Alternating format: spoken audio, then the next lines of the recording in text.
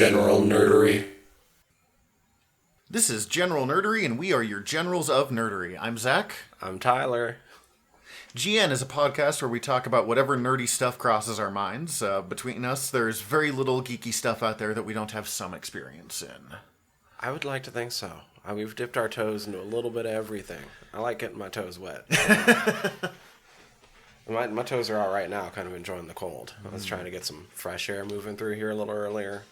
It was unseasonably warm today, which is great but terrifying at the same time. Yeah, I agree. And it's just been annoying having to play with the heat levels in my house so much. But how's your week, man? It's been pretty good. Nothing too eventful for the... Well, I guess I'm dealing with my tooth stuff. I broke a fake tooth a couple of weeks ago, and I'm in the process of figuring out how to look like I shouldn't be named Cletus. Yeah, little Cletusy. It's the bald, the beard, the front tooth missing. I was down by the bayou. Oh, Danny would be so mad at me. Shit. Yeah. I've been putting in a lot of work on podcast stuff, so. Well, you're a scholar and a gentleman, because computers confuse and scare me like I was a boomer. Yeah, they had me scared last night. I had that thing, so I was really hard into not Tetris, into Minesweeper for a little while. Yeah. And I had to stop playing it, because I'd shut my eyes, and I kept you would just seeing see the numbers patterns. and oh, yeah.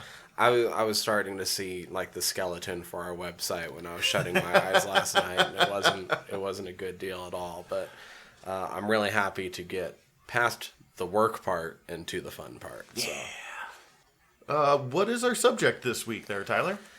Oh man, I think this week, since last week we talked about Marvel, it's probably best if we go to the other side of the street. And well, it's got to be DC then. We're going to talk about DC this week, and just as much as we talked about Marvel, we're probably going to break off at a certain point and just be like, yeah, and then We've been talking bunch forever. of storylines happened. Yeah.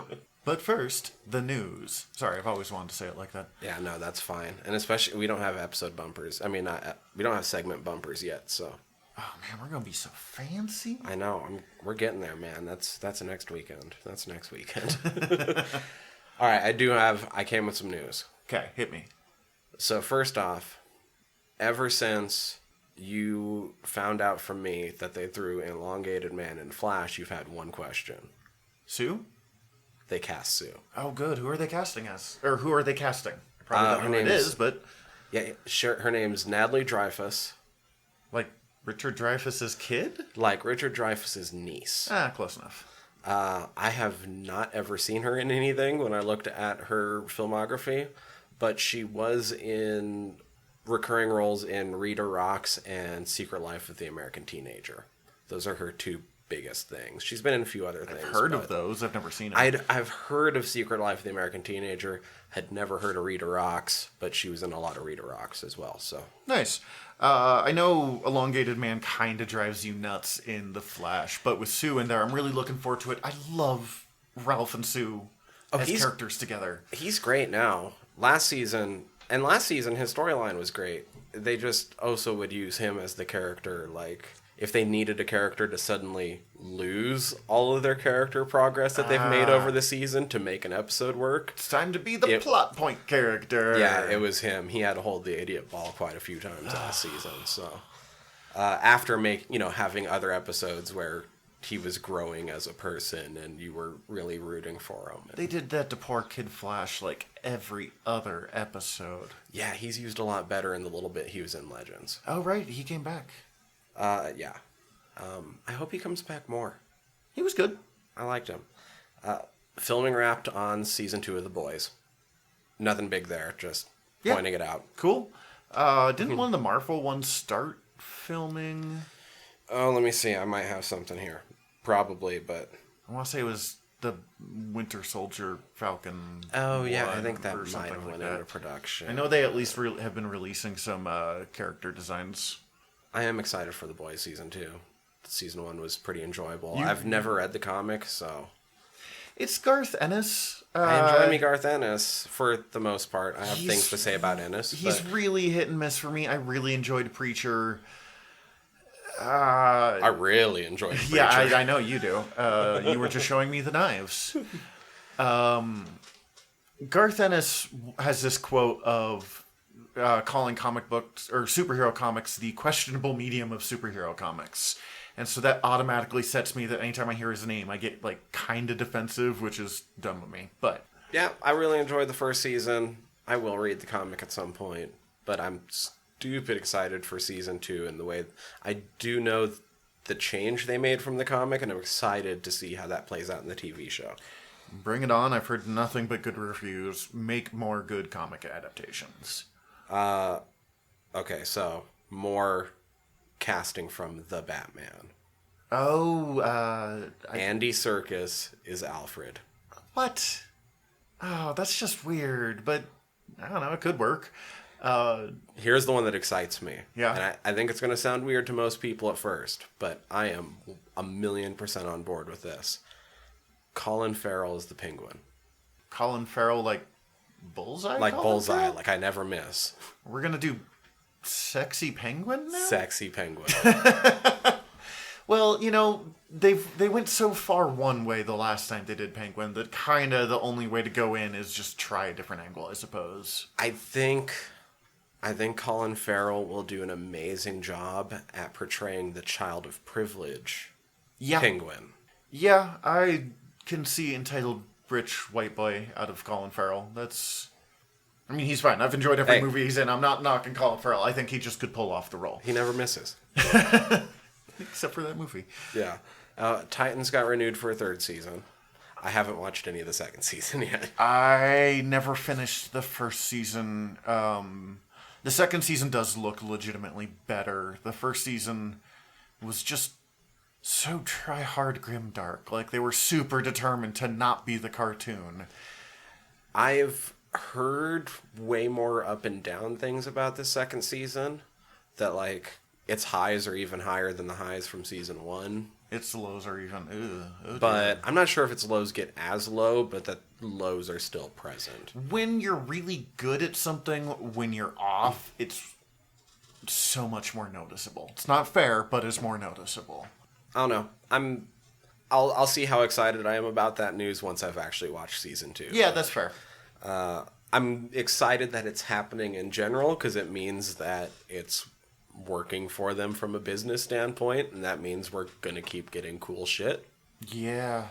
But that's about as far as I can say right now. And that kind of goes almost into the next news in that Neil Gaiman is already starting to work on the 2nd season of Sandman. Oh, wow. That man is never going to be able to write his novel again. No. Like... He's now too involved in TV. He was working on a novel, put it aside to start American Gods, put that aside to do Good Omens, which, God, I loved Good Omens. Oh, it was so good. Finished Good Omens, started working on Sandman. Like, I hope he's getting to write his novel. He is... my fiance follows him on Tumblr, and she is very much talking about how much he misses writing novels. But he keeps getting really good paying TV gigs. Yeah. And, I mean, he's not getting to write a novel, but he's getting put in positions where they're giving him a lot of creative control over these. Yeah. He's earned that clout between the last 2 projects we were just talking about. Absolutely. He's already working on the 2nd season with David Goyer and showrunner Alan Heinberg. Not necessarily in the sense that the 2nd season has been greenlit yet, but... What do I know Heinberg from? I forgot to look him up. I know he wrote Young Avengers, like he created that book, which was really good, by the way. And I know he's a TV guy, but okay, that's fine. They have very recently dropped a trailer for a movie this almost fits more into my other podcast, but there's crossover. They've dropped a trailer for Richard Stanley's adaptation of Lovecraft's The Color Out of Space. I heard someone talking about that. There is apparently a adaptation of the Dunwich Horror that's coming up, being done... Ooh, I'm not sure. I didn't write it down who's doing it. So, but over at Spectre Vision, because of those two, they're considering doing a Lovecraft universe. Well, there's enough stuff there that if they do it right, it could go really well. My problem is anytime someone's like, we're going to make a shared universe, they ignore the fact that Marvel works their asses off to make that work, and instead just start launching stuff. It's what happened with The Mummy. It's what happened with, they were trying to do like a G.I. Joe, Micronauts, everything that Hasbro owns, and that went nowhere. Yeah, I guess, I've read almost all of the Lovecraft, so a shared universe already exists there. Things cross over if you're paying enough attention to the details, and families cross over and places cross over. It's kind of the proto-Stephen King universe. Yeah, well, and the cool thing is they could do, if they had the rights for it, they could work in Conan the Barbarian at the same time, because Howard wrote for the Lovecraft universe in a few stories. That's true. And beyond just being pen pals, they used each other's work in there. There's a reference to Bran MacMorn in one of the Lovecraft stories, and they reference the old gods a few times in some of the Conan.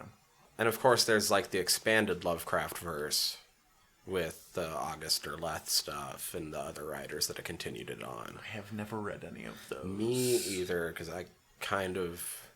It's a little nerve-wracking. It's weird. I haven't come to grips with how I feel about whether that should be considered canon or not to the Lovecraft universe. I feel the same way about the later Conan writers. Like a guy named Elsprog de Camp, that I'm probably mispronouncing that, wrote some new Conan, and he's amazing writer, but not a great Conan writer. He rewrote a couple of the Conan books and just slashed and burned the editing.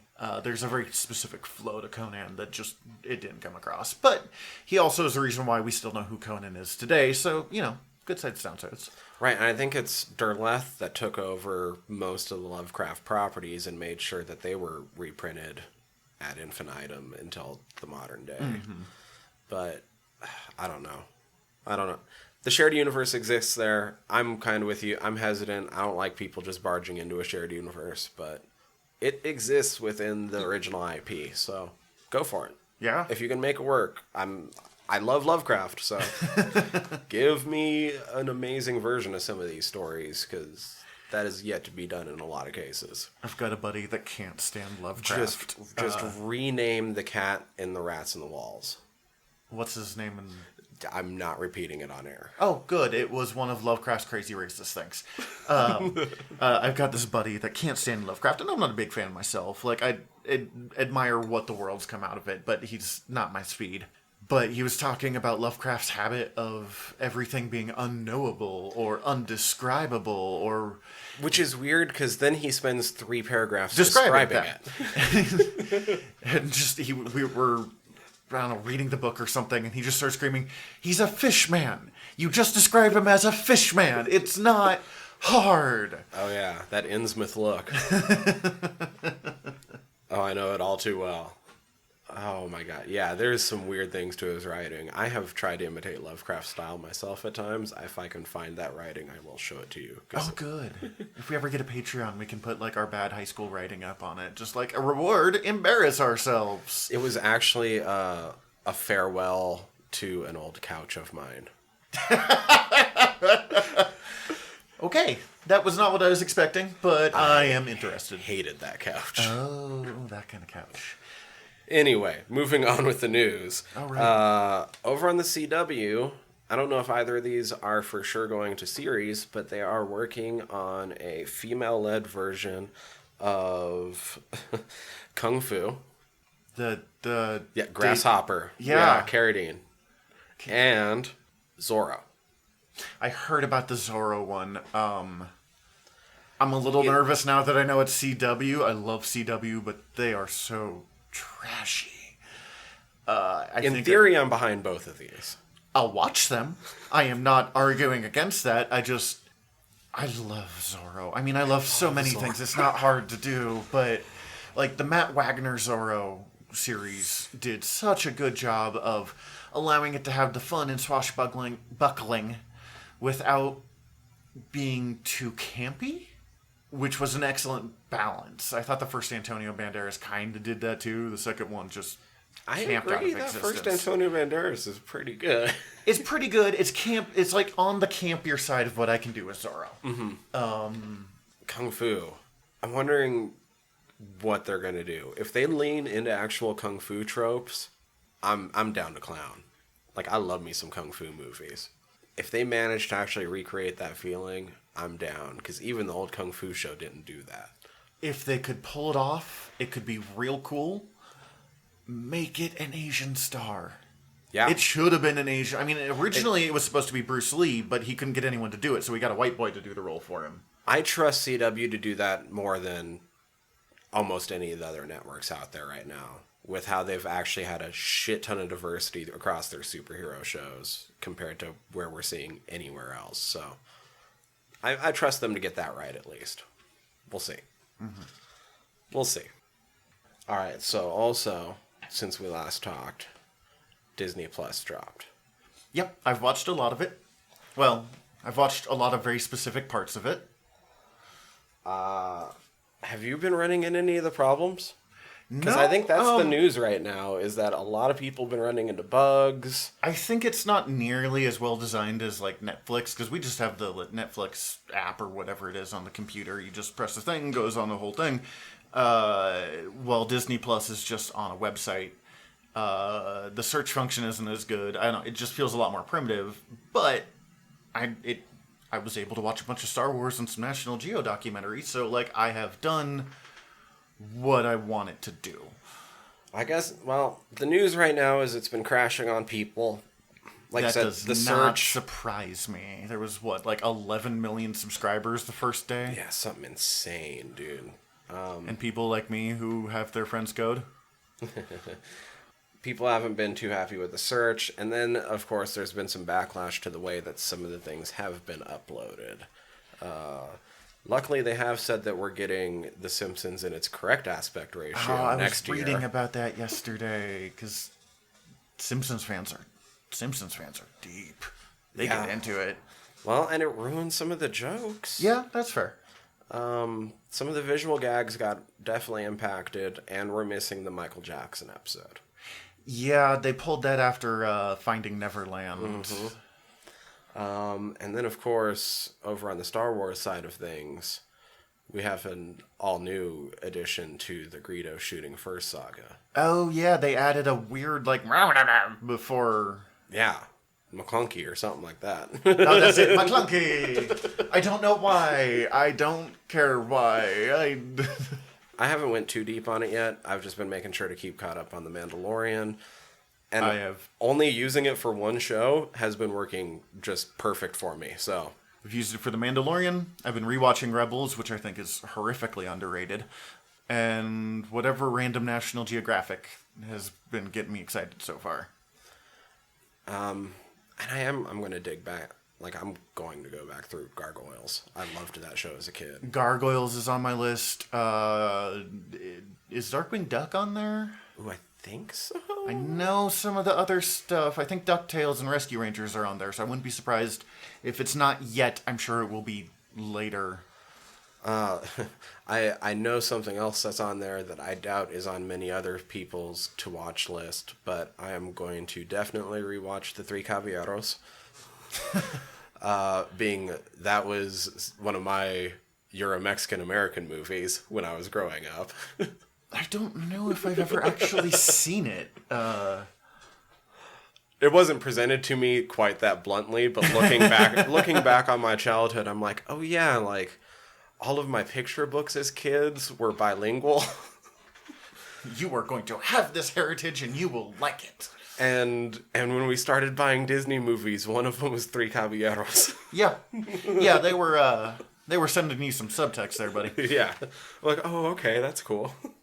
But I love that movie to death. It was brought up just a couple months ago between me and my girlfriend when we watched Coco for the first time. I'm like, oh, this is so much better than what I had as a kid. Yeah. I was watching it for like the fifth time. It was her first time. I think my Disney Plus kind of lesser known one that I'm going to go searching for is probably Bedknobs and Broomsticks. Oh, nice. A witch fights Nazis by enchanting magic armor to kick them in the shins repeatedly. It's the perfect movie.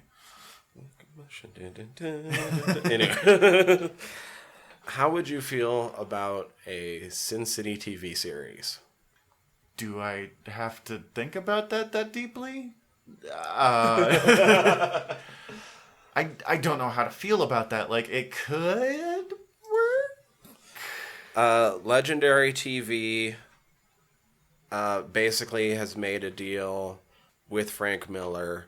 As long as they get a platform like a Netflix or a Hulu or an Amazon to put it on, they're down to basically finance a season and see how it goes. You know, there's an interesting style. They could probably do it for relatively cheap. I think it could be done. I still maintain Frank Miller had a stroke somewhere in the 1990s because he Frank went Miller off the kind rails. if Frank Miller stays away from it for the most part.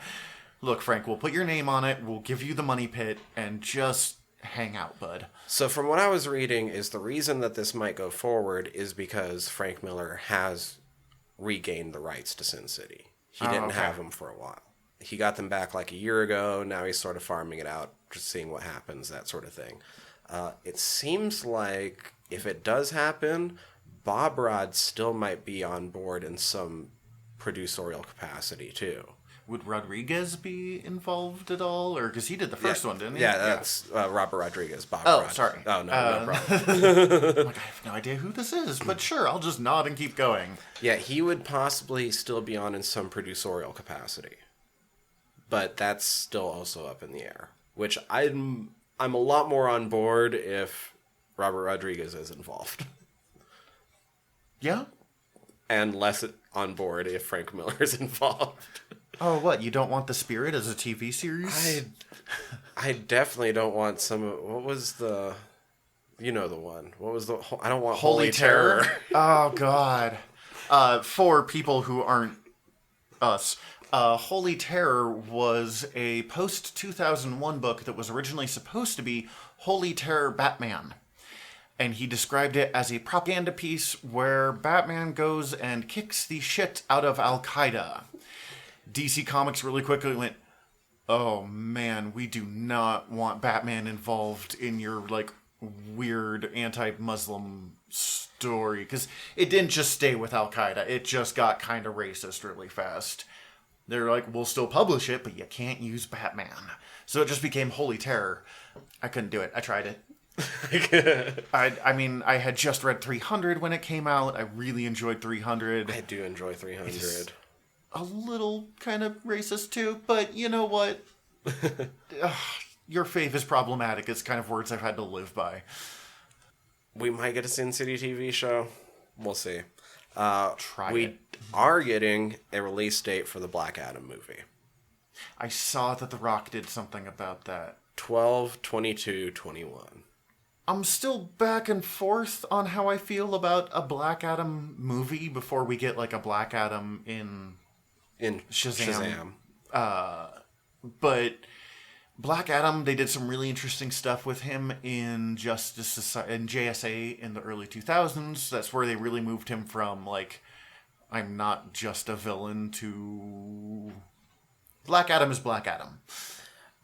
If you're going to have him as not just a villain, which is, I think, the way they would have cast him 10 years ago, The Rock. I mean, come on. I mean, he's still The Rock, but I think of Black Adam a lot like kind of Namor the Submariner anymore. Like, the good-evil dichotomy doesn't really apply. He's kind of a dick, and he's going to do what he's going to do. Namor's going to Namor? Yeah. Black Adam's going to Black Adam. Black Adam's going to Namor. I've thought it's amazing casting since they announced it, 50 years ago? Yeah, God, he's been trying since roughly the Scorpion King. Which, to be fair, this is kind of the Scorpion King if he was a superhero. So, sure, we'll give that a try. Yeah.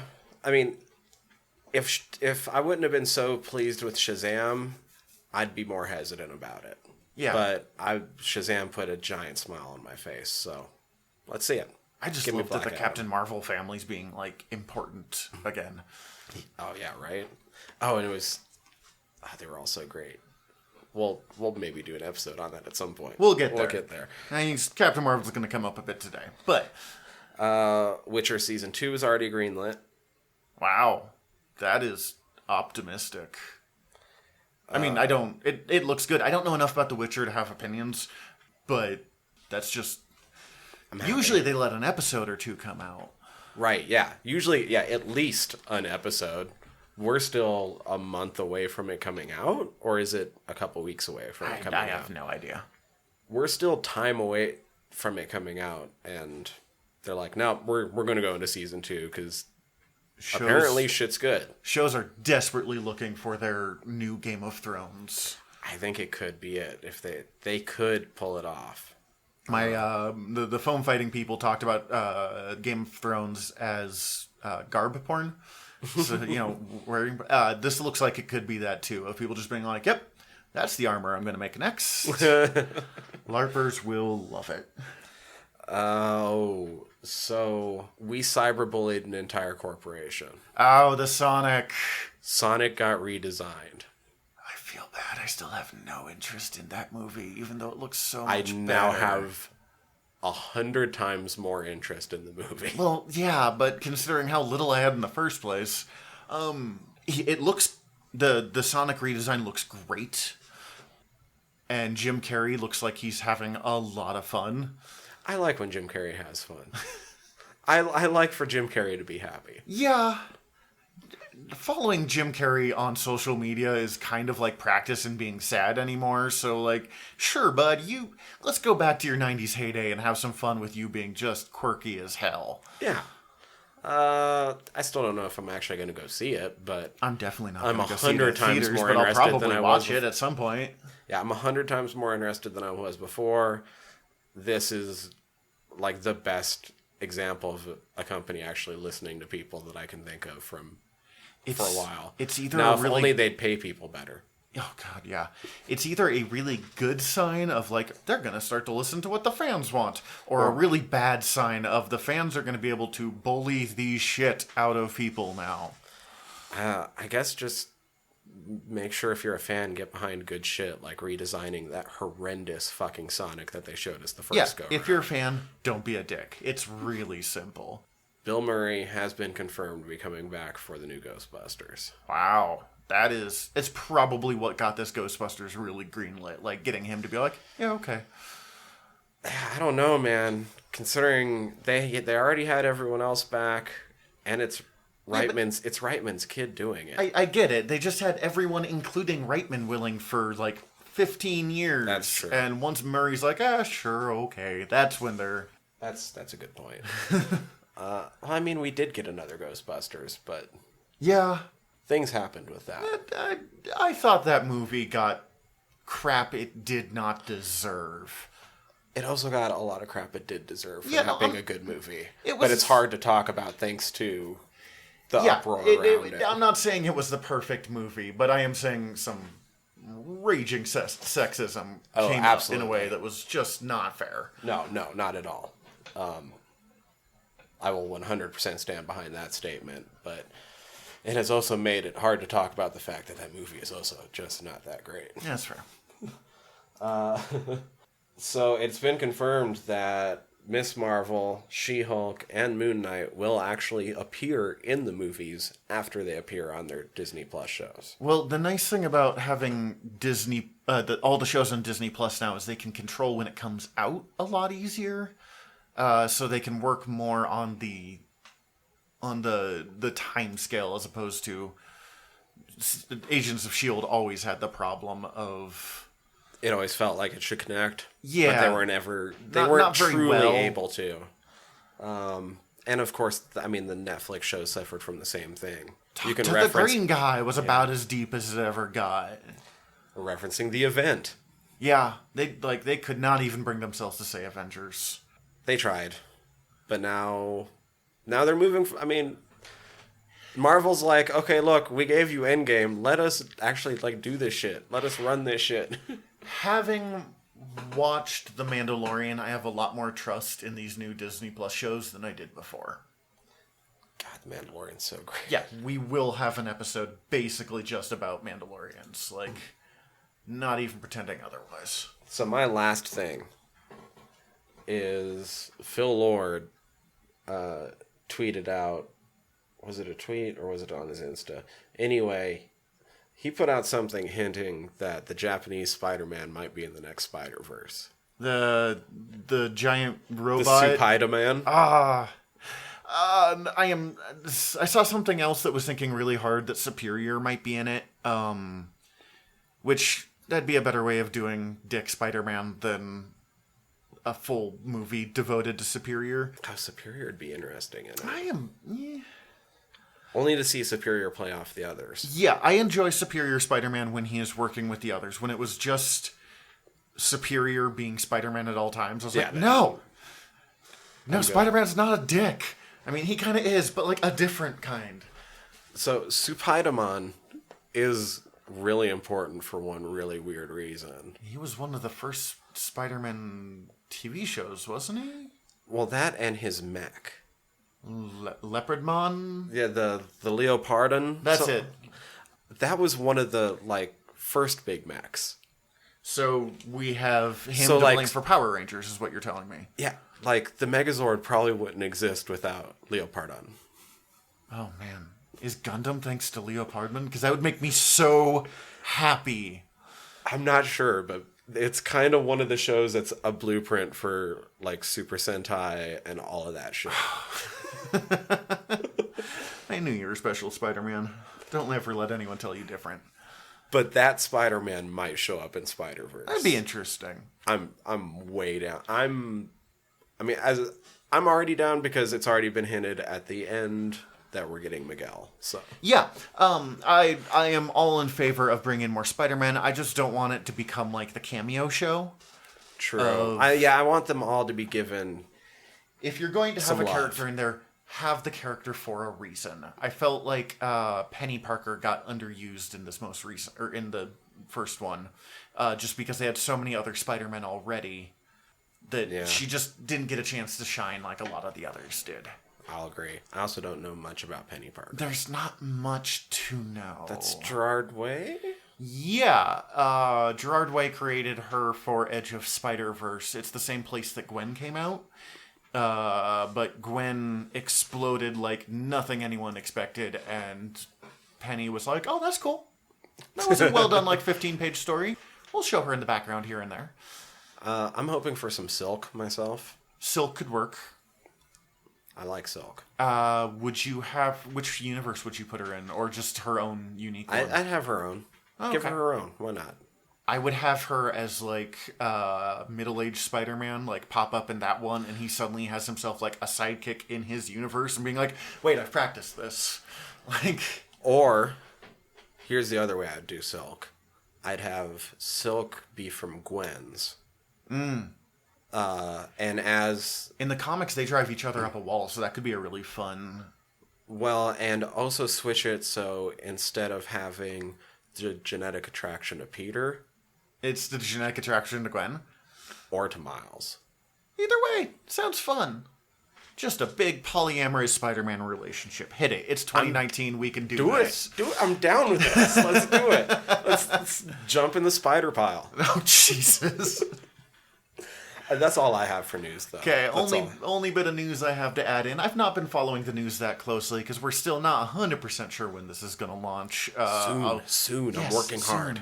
But I'll be a little better about it when I'm like, oh, this is coming out on the 25th. Not like, this is coming out in 6 months. No, next week. Is the Harley Quinn animated series trailer dropped. Right. It looks fun. Yeah, I am... It's the trailer that I've probably been most interested in that I've seen DC launch, because if done right, it could be so good. I think it's going to be really easy to fuck that up. Oh, yeah, no. If it goes bad, it goes real bad. But it reminds me a lot of the other Harley Quinn solo comic series where they've done, which is Harley striking out on her own. And you can tell some really interesting stories with that while still having some some violence. It's very obvious that they watched Deadpool while smoking weed a couple of times and went, let's make that, but, Harley. I'm more excited for that than I am. I love Margot Robbie. Yeah. But I'm more excited for that than I am for Birds of Prey and the Fantabulous Emancipation of One Harley Quinn. I got that name right, didn't I? I think so. Yes. I really love the Birds of Prey comic, and I don't mind them not being devoted to just recreating that. But thanks to the Birds of Prey TV show from like the early 2000s, like around now season 1 of streaming on DC Smallville. Universe. Oh God, don't watch it. You know how I know that? Because I watched all of it. Because I was like 13 and she was hot. And I was like, this is amazing. And then I watched it like a year and a half later and it was just like, I'm just going to hide this. Like, Never mind. I picked it up on DVD when I was like 25 just because I found it in like the $10 bin. I'm like, I'm sentimental. And I watched one episode and I was like, I'm not that sentimental. So I just automatically have a fear of Birds of Prey, which is too bad because the comic's great. But I am way more excited about the Harley Quinn cartoon than I was expecting to be. It's still a big question mark, but yeah, like you said, I'm excited. I got a Fun good feeling looking about it. I think it's going to be the out of left fielder that's like better than it has any right to be. That's already been Doom Patrol, sir. Okay, fine, fair enough. But if they match Doom Patrol, this then will be I'm super real down. fun to listen to in like 6 months when it comes out, and we're just like, oh my God, it was terrible. Why did they do that? And I'll just be like, I totally didn't announce that on the end. Anyways, I'm out of news. we are all newsed out. God, isn't that a nice feeling in 2019? I mean, we could go into real life news, but this is not. Nope. I read enough articles of that in regular life. Yeah, because then we're just going to be sitting here ad infinitum because it's coming out nonstop. And for episode 3, they just screamed for 45 minutes and then turned off the recording. So what's our next segment? God, what media have you been ingesting? Oh shit. What have I been ingesting? I have not been ingesting much the past, but I've been keeping caught up on everything. What I've been most excited about has still been Watchmen and Castle Rock. Yeah, that's fair. I continue. Well, to other hear than good things about Mandalorian, Watchmen. which Yeah, we keep bringing up, but And- we'll talk about it more in depth we already decided to have a specific episode on that. We're trying not to get too excited. later. I'm so excited. Yeah, I have. Let's see what I reread the first volume of Spider-Gwen since we were already talking about that. It's a lot of fun. I was telling you beforehand and you had no idea what I was talking about. It's a comic book that feels like music. It's a very specific style of comic writing that I have no idea how to replicate, but it's super cool. I completely discounted my own actual media experiences from this past week. Yeah? Just because I am a little bit tired right now. I actually did go and see a couple movies since we last talked. Yeah, what'd you see? So there's been a huge resurgence in Stephen King across everything lately. All you Stranger Things fucking lovers out there. It's kind of the zeitgeist. I was on Audible and being like, what am I going to use my credit on? And suddenly it's like, maybe I should finally try out The Dark Tower. So it's just, there's something in the air. So I went and saw Dr. Sleep. How was it? It's good. I heard the reviews are good, but no one's seeing it. No one's going and seeing it. I wish people would go see it. It's not a masterpiece, but it's not made by Stanley Kubrick either. Well, and King actually likes this one as opposed to the Stanley Kubrick. This one, it has its flaws. It has its places where it falls flat, but it is overall an intensely enjoyable experience with some of the visuals are really neat and really imaginative. Do an amazing job of selling this weird, almost psychic warfare that they're doing with The Shining. So That is cool. that's one of those things that's really hard to get across visually. That I feel like that sort of thing works almost best in literature. But that book came out way more recently, right? Like, I know Shining was from the 70s. I think that's the other problem. I feel like it didn't get advertised in the right way. I think a lot of people don't realize there was a book that he wrote that they're adapting. I think they're just like, oh, they made a fucking movie sequel to The Shining. It came out in like 2009 or something like that. So yeah, it's way more It's way more recent, but it is a Stephen King book. It's not just like they decided to make a sequel to the movie because they're cashing in on Stephen King being a thing right now. Why not? He is every 10 years or so. The movie does marry elements from both the book and the movie. I did read about the director being terrified of that because he knew how much King hated the movie. And, like, watching it with King and doing that, like, looking over at them every 30 seconds kind of... I have a feeling that's why King likes it, is because he actually uses some storylines from the book in a new context in this movie. Nice.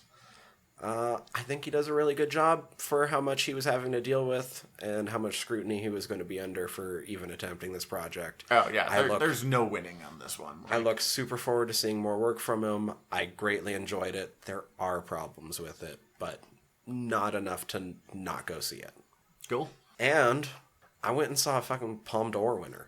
I don't know what that is. At Cannes, the Palme d'Or, like the Best in Show. Okay. This is going to be for those film nerds out there, and almost fits more into my other podcast, but it's a thriller, not a horror. I went and saw a Korean black comedy thriller called Parasite. I have heard really good things about it. It is amazing.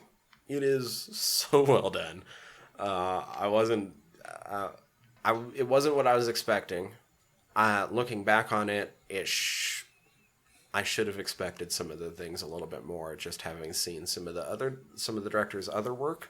But it's probably mostly playing in art houses right now, so it's probably not going to be the easiest thing to go say, hey, everybody go check this out.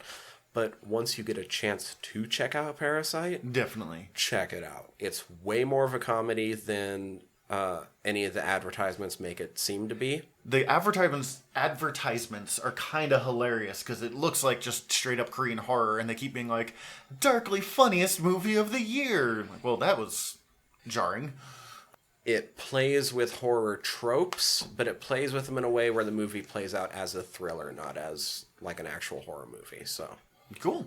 I can't recommend it enough. Bong Joon-ho knocked it out of the park. So last big one that I've really ingested this week, I've been making more than reading lately. I finished up working on some leather projects. Leather armor. Is the History of Rome podcast. It is exactly what it promises to be. It's done now. It finished in like 2017. It's like 170-ish episodes. Each one's about 15 minutes long. And the thing is, the guy who makes it, whose name I did not think to look up, was just talking about how tracking down the history of Rome is really complicated because there's over 1,000 years of history and there's a bunch of people with the same names and it's all convoluted because the Romans loved politics. Just loved politics. So it's broken down into 15-minute sessions. This happened, then this happened, then this happened. This led to this.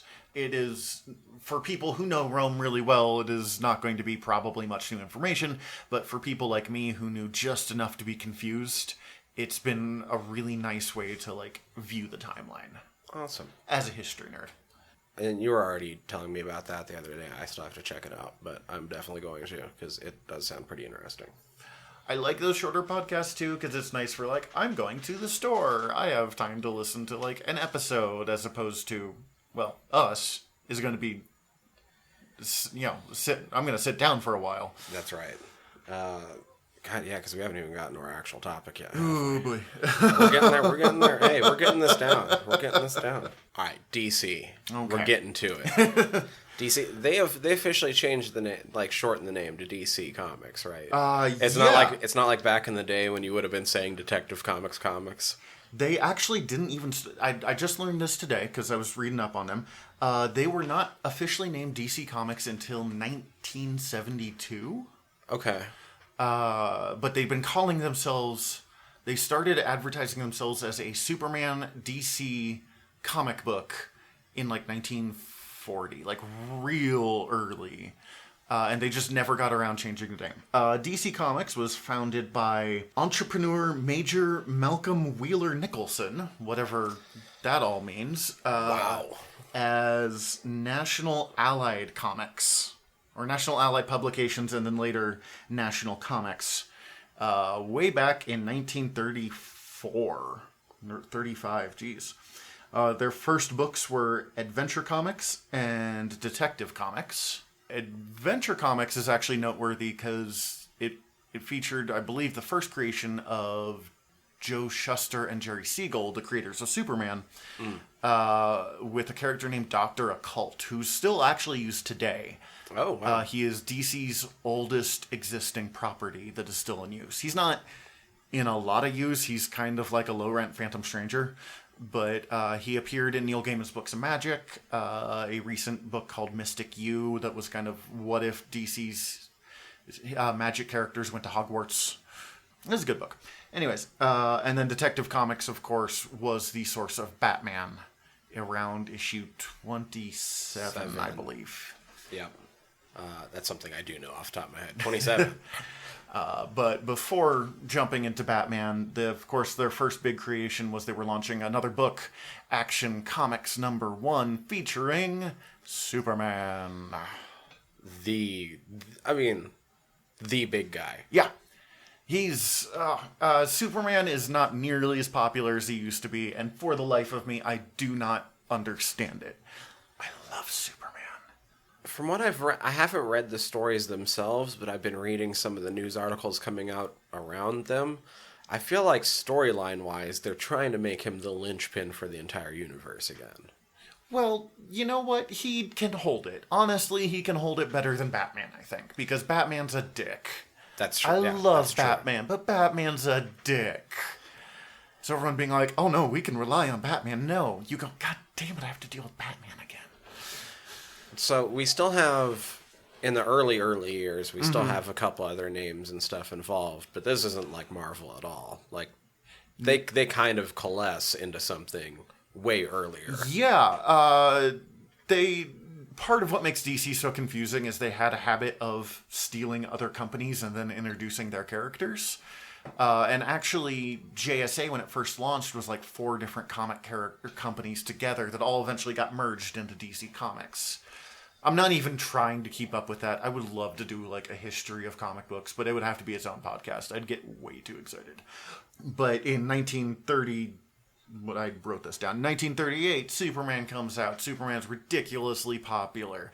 They decide they're going to do another one. They approach a guy named Bob Kane, or possibly Bob Kane came to them, and he created the concept of the Bat-Man. Have you ever seen his original designs? I don't know if I've seen his original designs, but I saw that comic that somebody did where it's the Batman with only the cane elements. Oh my god. So, the Batman was inspired by Da Vinci, because there's that famous Da Vinci... The Vitruvian Man, right? The Vitruvian Man, and he basically designed what would be like bat wings for a person. Oh. And it was early ideas for a flying device. And Okay, it never yeah, went anywhere. I know what you're talking about. But so when he created the Bat-Man, Bob Kane created this blonde character in a red leotard with a domino mask, kind of the like Robin style, with big ass bat wings, Da Vinci style on the back. Who I don't think the wings flew, because like I'm pretty sure he's still on like a zip line in the comic or in like the design. Has anyone reused that design for Batman's Rogues Gallery? They have not, but they absolutely need to. Because it also kind of sounds like a Flash villain, to be honest. I would 100% just be behind them doing like a little Elseworld story where they use the original character concept. But then Bob Kane got the help of a guy named Bill Finger. And Bill Finger went on to create Batman. He was responsible for, I think, the Batmobile, Robin, the Joker, on some level. There's history, decades of arguments about that one. Catwoman, Penguin, Riddler, Two-Face, the Batmobile, the Batcave. So Batman. The Giant. Yeah. Everything that we think of as Batman today is mostly thanks to Bill Finger. But he only started getting credit within the last, few years. 2 years, I think it was. Because Bob Kane was a giant dick. If we're being really honest, he was a giant dick. He got a very good contract somehow. In the history of the Golden Age of comics, he's the only person that ever got a good contract out of it. Where he was the sole credit for Batman. He was given credit for writing and drawing it up through a good part of the 50s, and he had stopped real early on. They ghost writ it, and still he got credit for it.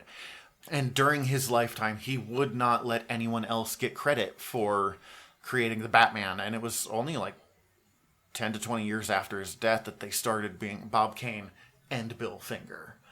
And I was giggling like a crazy person in Barnes & Noble the first time I saw that, to be honest with you. So we have those characters being created early on. What else do they acquire as they start to move forward into more like the 40s, 50s, 60s? Two quick things about this era that are fun.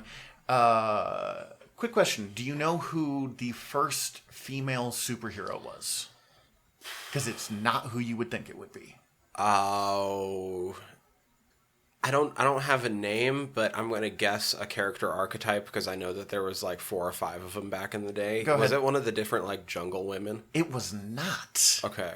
Or arguably. It might have been a jungle woman named Phantoma, but she's not DC. We can talk about her a different day. The most likely answer, though, was the Red Tornado. Okay. Red Tornado, yeah, seen in Supergirl, is a dude robot. Also possibly a wind elemental or something. It's confusing. I love him, but he is... confusing. Yes. But he was a recreation of the original Red Tornado, who was a woman named Ma Hunkel. She wore a pot on her head with little eyeballs cut out. I've seen her. And she was the first superhero parody comic, and she may have been the first female superhero character to carry her own book. She came out the year before Wonder Woman. Wow. Yeah. Other fun one, I think she pretended to be a man. And then the other fun one that relates into that is, have you ever heard of a character, and I'd be surprised if you have, named Madame Fatale? No. Or Madame Fatal, I don't know. I prefer my pronunciation. Madame Fatal is the Mrs. Doubtfire of superhero comics. That is everything it sounds like. District Attorney, I forget his name because they were all forgettable district attorneys back then. Right. Dresses like a little old lady and beats the crap out of supervillains. Wow. It's perfect. I think it's because like his daughter got kidnapped or something like that. Why? He's like, you know what? I should be a granny. But like in his few appearances, they'll be like, oh, here's a little old lady. She must be lost. Let's go threaten her in the middle of this like supervillain base.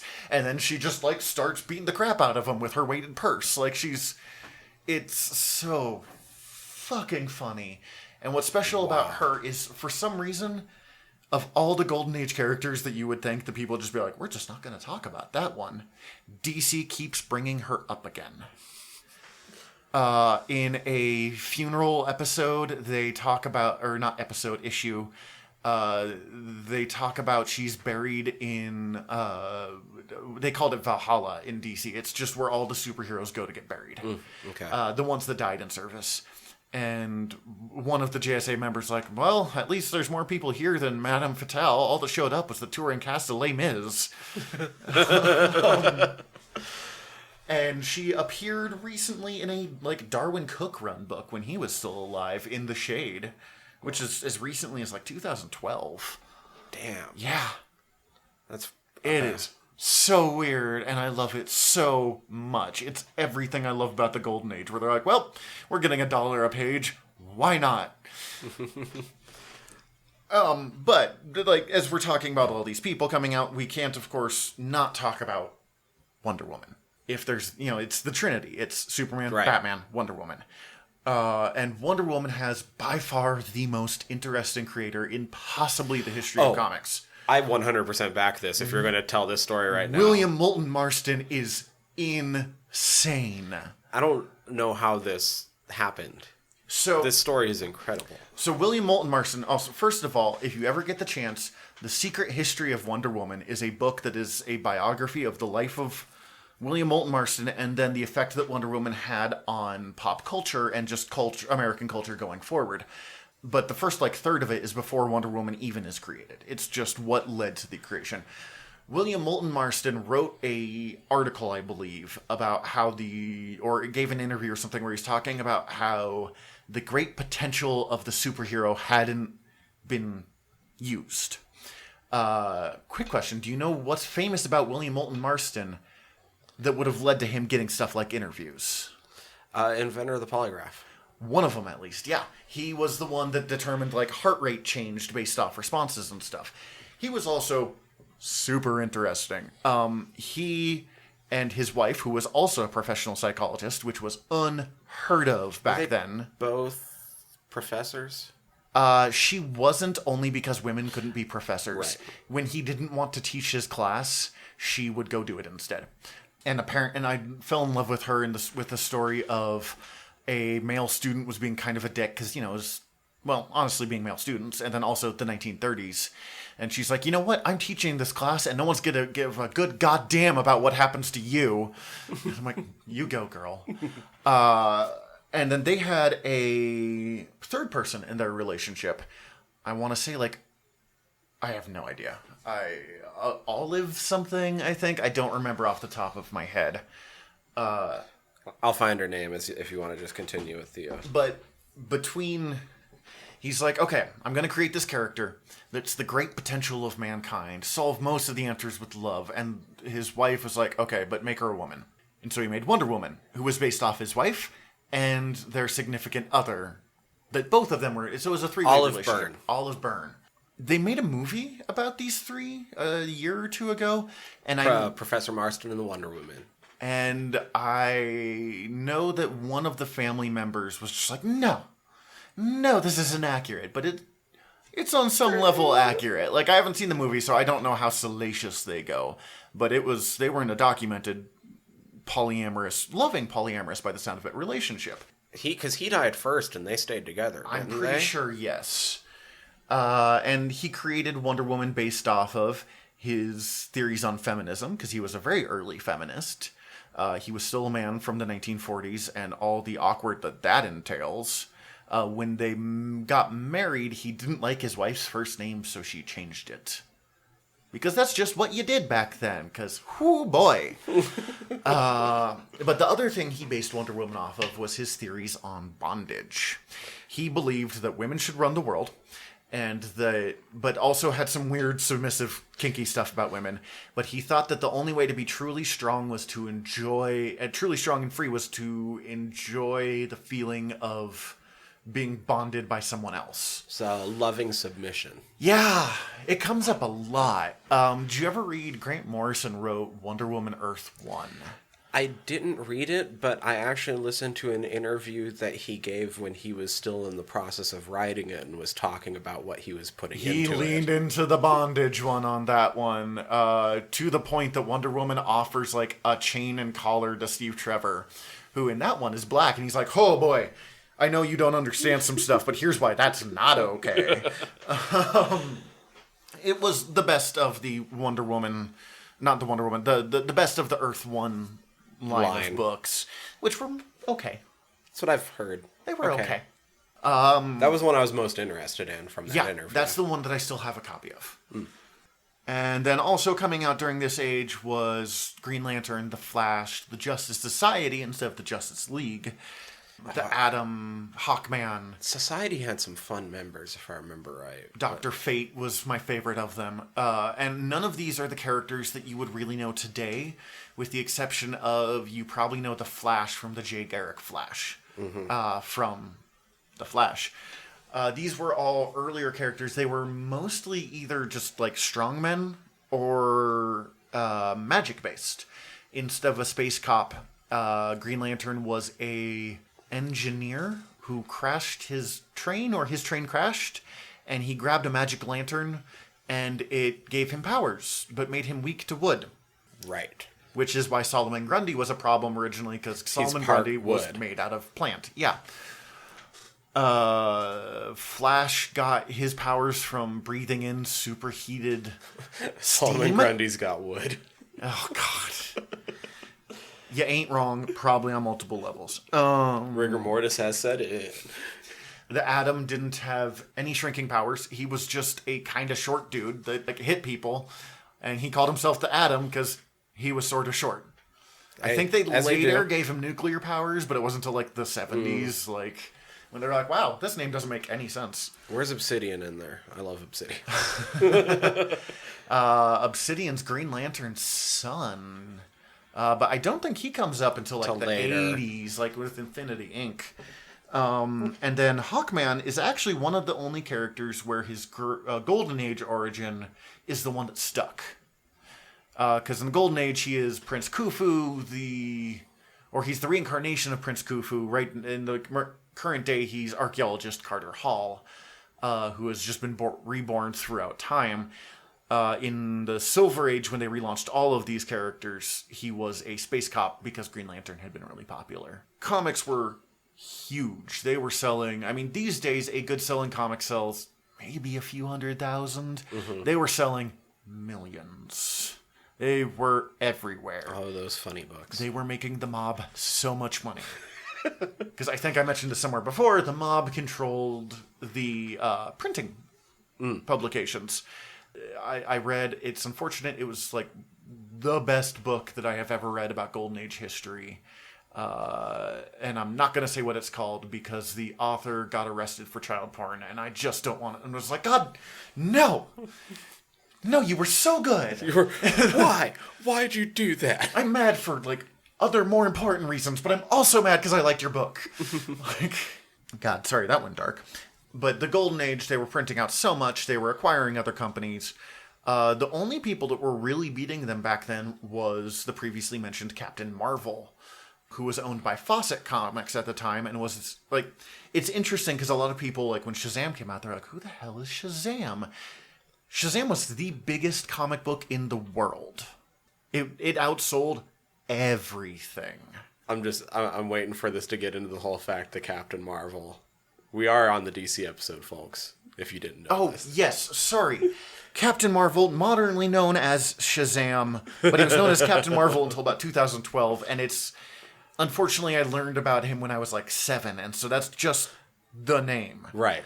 In the 1970s, when DC owned the character, Marvel had already claimed the Captain Marvel name with trademark, so they had to start calling the book Shazam or The Power of Shazam, but they didn't actually change the name until about 2012. Captain Marvel, if you haven't somehow seen the movie, considering how well it did, he said the name Shazam, transformed into Captain Marvel. Shazam was the wizard, and you could tell that you were the obnoxious comic nerd that I was when I was like, no! Shazam is the name of the wizard! And I'm still curious, because I haven't seen the movie. Can he say his name, or does he just randomly, like... Because it used to be anytime he said the word Shazam, he would transform in and out. Right. I think it's anytime he says Shazam, he still transforms in and out. How do you... Like, and that's just, I think, what bothers me. I'm like, how does he say his name?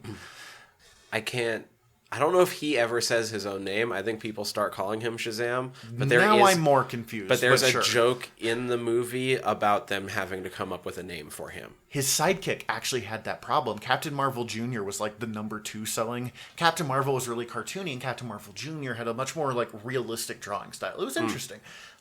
Realistic for, 1940s comic books. He got his powers from Captain Marvel, so he called himself, he, instead of saying Shazam, said Captain Marvel.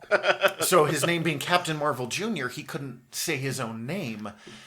So he either called himself CM Jr. or CM2. Which I thought was CM squared when I was a kid, and I was like, who the hell is CM squared? Centimeter squared? I'm confused, but anyways. Who's the square centimeter? Captain Marvel Jr. being fun because, I might have mentioned this in the first episode, Elvis based his Las Vegas era look, like the most famous look, off of Captain Marvel Jr. because he was a giant Dorkin fan. At the Elvis Museum, they have his collection. It's one of the most complete Captain Marvel Jr. collections in the world. That's amazing. I did not know that. That's where the little like half cape comes from, and that makes a lot more sense now. And comics answered to it by making Captain Marvel Jr. a giant Elvis fan in later years. Oh, that's a lot of fun. Yeah, it was just great. Unfortunately, Fawcett got sued out of existence by DC because DC is litigious as hell. And they were like, well, this guy is obviously Superman. And they're like, oh, Yeah, so But- instead of fighting it, they shuttered their comic book line, and DC bought it, and then in, I believe, 1972, in the 70s, they relaunched just as Shazam, with starring Captain Marvel. Yes. Now, there is an ongoing... I don't remember enough details from the movie. There is an ongoing joke, though, with them trying to come up with a nickname for him. I really like the character, so I'm really glad. And I thought Zachary Levi was a really good choice of someone that could be serious when he needs to be, but still be a goofy little dude. I shouldn't say little. He is very large in that movie. Yeah, the suit does a great job. He bulked up good, and then they spent a lot of money making him even bigger. Yeah. Have you ever heard of a book called Seduction of the Innocent? Yeah, I've heard of Seduction of the Innocent. Okay. Just real quick, what is Seduction of the Innocent? I've only ever heard of it, but was it Seduction of the Innocent where they brought up the Batman Robin thing? Yeah. So in the late 40s, That's where we get their aunt, right? Yep. The Batman and Robin are gay thing. A guy named Professor Wortham. He's a giant dick. Technically was a psychologist, but with really, really terrible ethics practices. That's like how Ben Carson is technically a brain surgeon. He was at least good at being a brain surgeon. Yeah. But he decided that comic books were responsible for all of modern day woes. He's the reason the kids these days are bad. Or they're the reason kids these days are bad. And he did really terrible, ways of judging. He would ask people in, juvie, do you read comic books? And they're like, yeah, sure, dude, whatever. And he's like, obviously it's proven! Right. But everyone read comic books. Millions of copies a year were being sold. And he writes a book called Seduction of the Innocent. In the late 40s, comic books were already losing some of their popularity of post-World War II. And in this, amongst other things, he alleges that Batman and Robin are in a homosexual pedophilic relationship. And I have no problem with gay Batman, but pedophile Batman I've got some issues with, for obvious reasons. And that Wonder Woman was created to express lesbianism and bondage. And you can tell, Martin Marston's just I've got some stuff to tell you. But for the sake of the industry, we're going to pretend that I don't. Right. And so Batman comics of this era, because Marston got it so there were congressional hearings, national congressional hearings on comic books being the bane of existence. And so Batman's like, we have to fix this. Or I guess DC has, we have to fix this. And their answer was to kill Alfred and have Dick's Aunt Miriam or something like Was that. it Aunt Harriet? Aunt Harriet, that's what it is. Move in. And if their old octogenarian aunt is living with them, then it's not gay anymore. They couldn't possibly be gay. They also introduced the original Batwoman and the original Batgirl, who are not the Batwoman or Batgirl we know today, to be romantic interests. Oh. They had utility purses. They were not good. Oh. They were not good at all. Have they been reclaimed at all? The modern Batwoman uses basically the same name. The original was Kathy Kane. This one's Kate Kane. Kate Kane. Yeah. And they later reintroduced Kathy Kane as the head of a super secret spy organization. Oh, okay. It's super confusing. And they tried to recreate Batgirl as Flamebird for the Teen Titans. She was basically just it didn't work. She was basically just a Nightwing fangirl. Oh, weird. It didn't go well. Yeah. Barbara Gordon, Cassandra Cain, Stephanie Brown, infinitely more powerful Batgirls. If you are interested in female Bat characters, I can introduce you to about 50 before we get to those two that are worth knowing. And then Wonder Woman just kind of stopped talking about the weird, she lost her powers whenever she got tied up kind of thing. Because that was an original Wonder Woman thing. Mm. And Steve Trevor got way more weird and possessive, and she got kind of weak for a while, being like, oh, I'm sorry, Steve. Someday I'll quit superheroing so we can get married. I was like, no. Don't. You're so much cooler. And this was why the Comic Code Authority got created, because comics were like, oh, holy shit. Oh, God, we're going to die. Oh, we need to, like, set our own stuff up. And if we self-police, they're not going to do anything to us. And they used it also to get rid of the competition, because the superhero comics and the romance comics and stuff got together and made very specific rules that basically made horror comics impossible and destroyed EC Comics, which was almost entirely horror, and I believe might have been the best-selling comic producer out there at the time. They're like, hey, wait! Like, it was a dark time period for my interest. Yeah. I mean, EC's comics weren't the best, but they were interesting. Mm-hmm. You couldn't say zombies. Yeah. So Marvel later came up with Zoovembies. Marvel, of course, also did The Living Vampire. Yeah. You couldn't mention vampires for a while. You couldn't mention werewolves. Oh, Batman's first... One of Batman's first supervillains was a werewolf. The Monk. He wore, like, a red version of the Klan outfit and was a werewolf.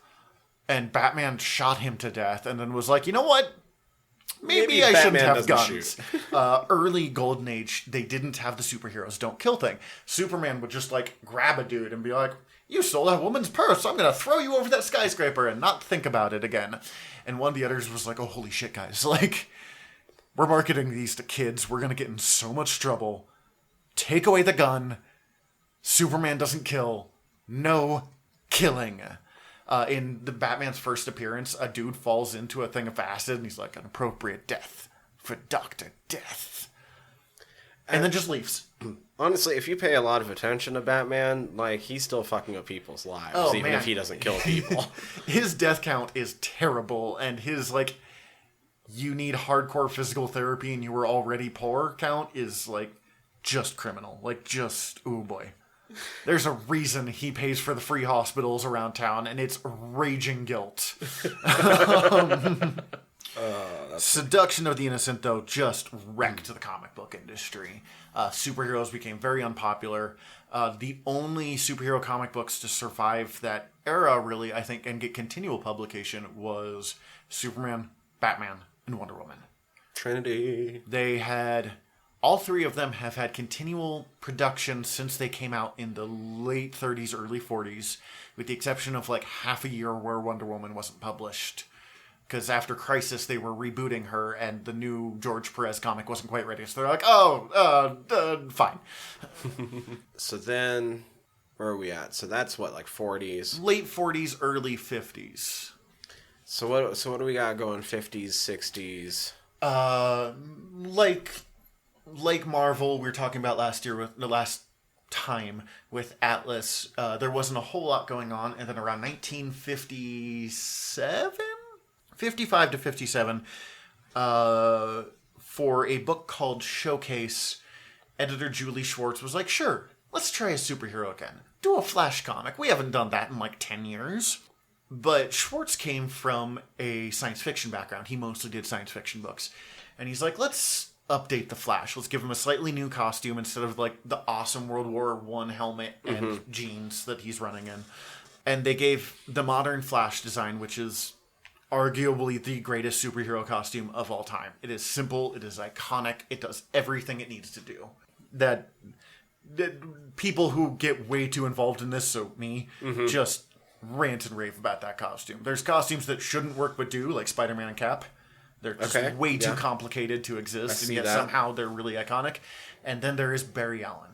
That costume is sleek. It's simple. Every time they try to like enhance it, it just looks uncomfortable. It was just... I'm just trying to... My brain is now just going on its own tangents, like, what costumes do I really like? But that's not what we're on right now. Well, and it's aged well, because it doesn't have the weird underwear on the outside thing. That's true. Right, which was, of course, modeled off strongmen back in the day. It made a lot more sense. Huge in the 40s. Yeah, it made a lot more sense in the culture, but not as much sense now. The birth of Barry Allen is considered the birth of the Silver Age of comic books. So much fun.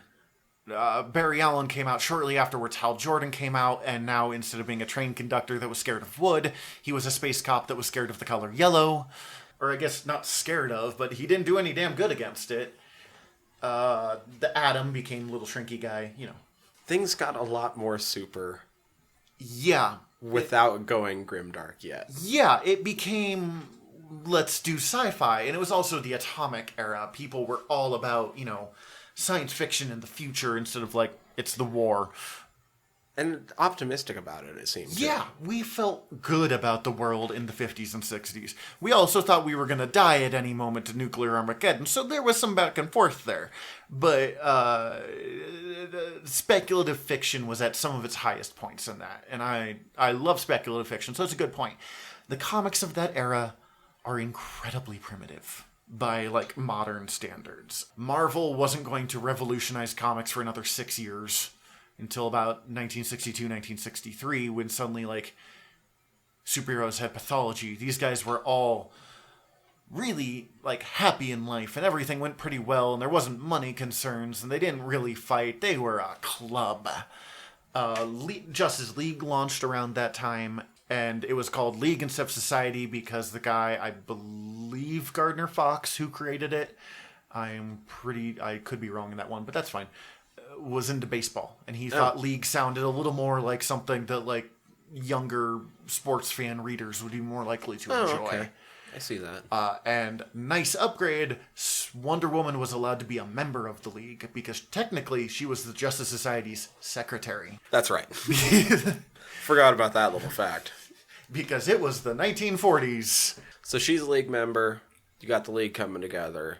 It was big. And in a lot of ways, I almost feel like the League coming together is almost its own milestone for just sort of a modern understanding of what we think of as the Foundation now, even beyond the Trinity. Both justice groups were insanely important. Justice Society was, I believe, the first team book ever really done. I mean, we're talking very early days. And the Justice League, when it came together, it was like the Avengers movie when it came out. Like, they really came together, and you're like, holy shit, this is bigger. All of them? This is bigger than the individual parts. Mm-hmm. There is a majesty to the League that...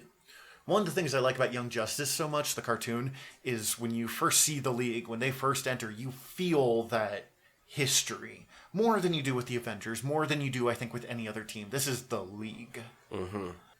And the character that does not get enough credit in the League will always be the Martian Manhunter. Thank you. Yes. 100%. Until 2005, the Martian Manhunter was the only character that was in every incarnation of the League. And amazing. Yeah. And really overpowered. And but amazing. He's a weird, goofy, green strongman. So I get, like, the costume needed some updates. They've done good work with it in the last, like, 10 years.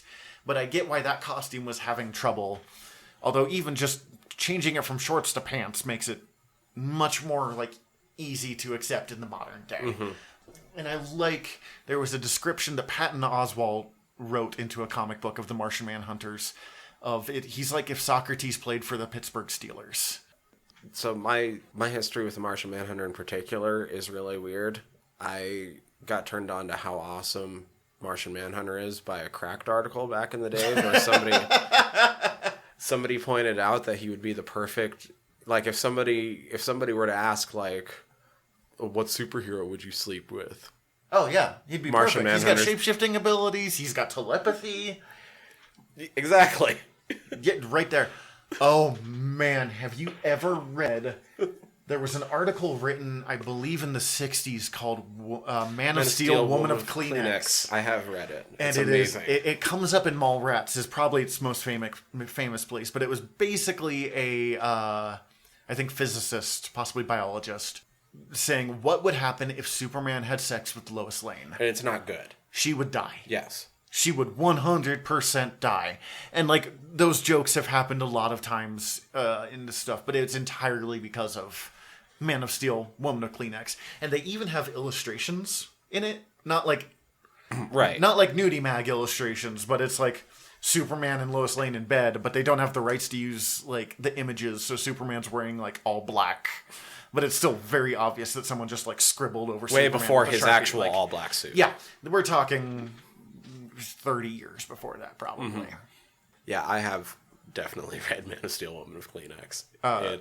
It's ridiculously hilarious because it's not written in a funny style. No, it's written completely seriously what straight would ahead. happen. It's great.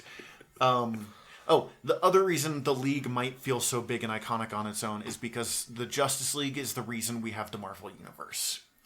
The story is that the owner of DC Comics was playing golf with the owner of Marvel, who I talked about a lot last week and now cannot remember his name, but that's not important for this. And he's like, dude, we're making money hand over fist with this. And so he the owner went back to Stan Lee and was like, make us a Justice League. And he's like, no, I'll make Fantastic Four instead. And changed comic books forever. So we have the beginning of the Silver Age. Where do we go to next with DC? This is when they started, like, this. We get to the 70s, they start bringing in Shazam. They start making more characters. I think Firestorm came out around that time. I think Vixen is not too much later in that era. Black Canary becomes a big thing. Are we starting to get storylines worth talking about yet? The Flash of Two Worlds in the late 50s, early 60s. The Flash of Two Worlds being the first time that Jay Garrick Flash meets Barry Allen Flash, and they were like, oh, we can use all the stuff from the 30s still. It's just in an alternate Earth. And considering that around the time of this production, Crisis of Infinite Earths is coming out any day now, those words are huge. Yes. And there's a very iconic cover. It's one of the great comic book covers. And yeah, they do it in The Flash. And I know that actor, Teddy, what's his name, didn't end up being the real Jay Garrick, but I thought he did. The look was great. I thought he did a great job of playing nice guy. I would have 100% accepted him as nice guy Jay. I would have been super happy with it. And it's there's like a wall in the very center, and on one side there's Barry Allen Flash, and on the other side there's Jay Garrick Flash, and they're both running towards a guy where a piece of like construction equipment or something like that's falling, and they're both like, I'll save you. It is iconic. And I'm trying to think of other important storylines from the era. Storylines were not as big in it. It was big, flashy colors and larger than life. It's a lot like telling a lot of Greek legends where people are like, how does that fit with the last story you're telling? And they're like, shut up and sit, kid. Kind of doesn't, but we're not paying attention to that. But Superman is picking up buildings to like throw at people. Aquaman is literally... Oh, I have to talk about my favorite two Aquaman things from this era. Yeah. One is Torgo. I think it's Torgo. Right. Oh, the octopus. It was super popular to have super pets back in the day. There was Crypto the Super Dog. There was Ace the Bat Hound. There was Mogo the Bat Ape. I have never found anything with that. There was Comet the Super Horse, who was a centaur cursed to look like a normal horse. Topo. Oh, but Centaur cursed to look like a normal horse who was super in love with Supergirl. So there was entire stories of Supergirl hanging out with a horse, having thoughts about how much she wants to marry her. It's super uncomfortable. Hello, Big Mouth fans. Aquaman had an octopus who could play a one-man band of like different parts or fire 4 bows and arrows at once. But he was like a master shot. He was like Green Arrow good with 4 bow and arrow. I'm like, why the hell is Green Arrow on the Justice League and Topo is not? Come on, guys. Get with it. Get with it. Don't be a bigot to the cephalopods. It's because it was the time period where they all were hating on Aquaman in general. Oh, yeah. I mean, it's easy to hate on Aquaman. It's harder now that he's Jason Momoa, but it's still... easier than other characters. His biggest villain is a man with a harpoon gun. Black Manta is not threatening until they give him lasers. So in the ages of comic books wise, how do we look at DC going out of the Silver Age? Not nearly as well. They didn't respond to like the Bronze Age as well because they had a harder time introducing pathos to the characters. In the late 70s, I think, they actually had what was called the DC implosion, where like half of DC's books just got abruptly canceled. This might have been the 80s. but in the Bronze Age. And I don't fully remember why. Like, there was some production problem, some big money thing, and they lost most of their books in one go. Firestorm, which was a great book, got shit canned because of it. And luckily, Gary Conway was able to transfer Firestorm into the Justice League, and it's the only reason he's in Legends now. Yeah. They had a lot of trouble I think, until the 80s, and I think it was really Vertigo that saved them. Ooh. Yeah. Before you jump into that, very obvious segue I left you. I think Marvel Comics almost bought DC in the 80s. Jim Shooter actually looked into it, Jim Shooter being the editor-in-chief of Marvel at the time. And there was a big argument that they should do it and then just ditch everyone but Batman and Superman. And just integrate those two in. And I was like, God, no. What's wrong with you? But at the same time... I understand the thinking, especially for the time period. Oh, it would have been so It would have been terrible. Yeah. But anyways, I gave you the easy intro with Vertigo there. So... So I'd love me some Vertigo. I'm not the biggest Vertigo fan. There's still a lot of Vertigo titles I haven't talked about, but I love talking about Vertigo because then you get to bring up imprints in general. And imprints are fun because a lot of people, I think, don't even realize they're a thing. They see one name, they just assume the one name. What's an imprint?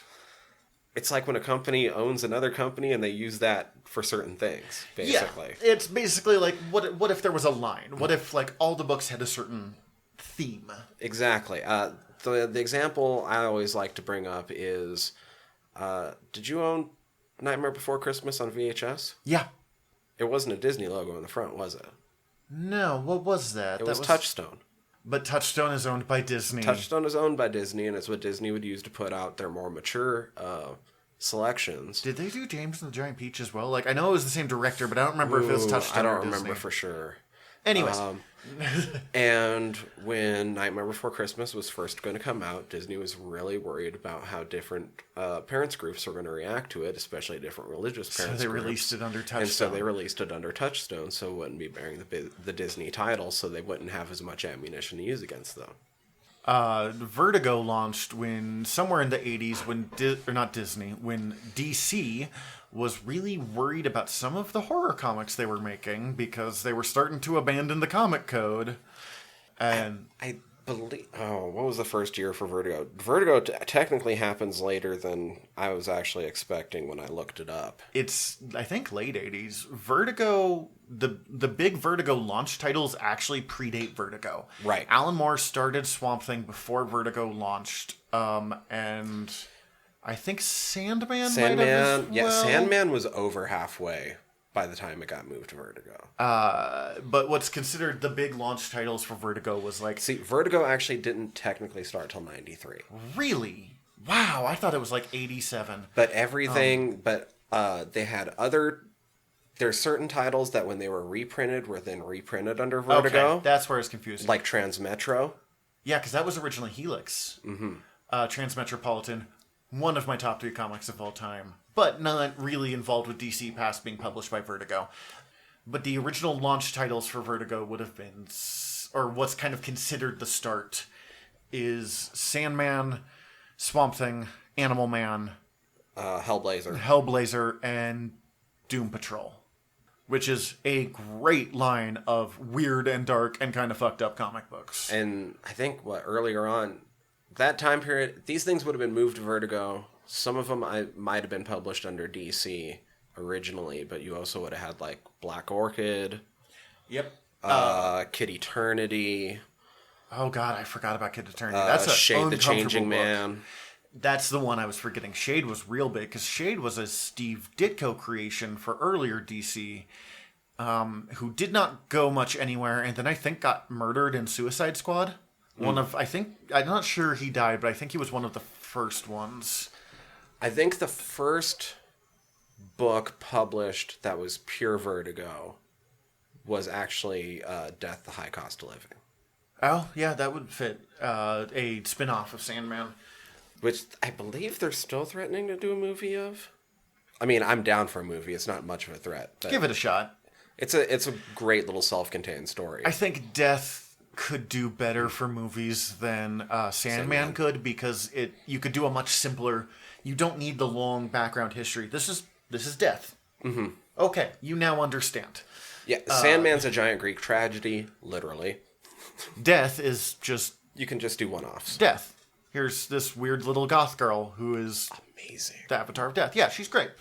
But Vertigo is basically all the mature shit. And I think Vertigo kind of saved DC because they were able to do...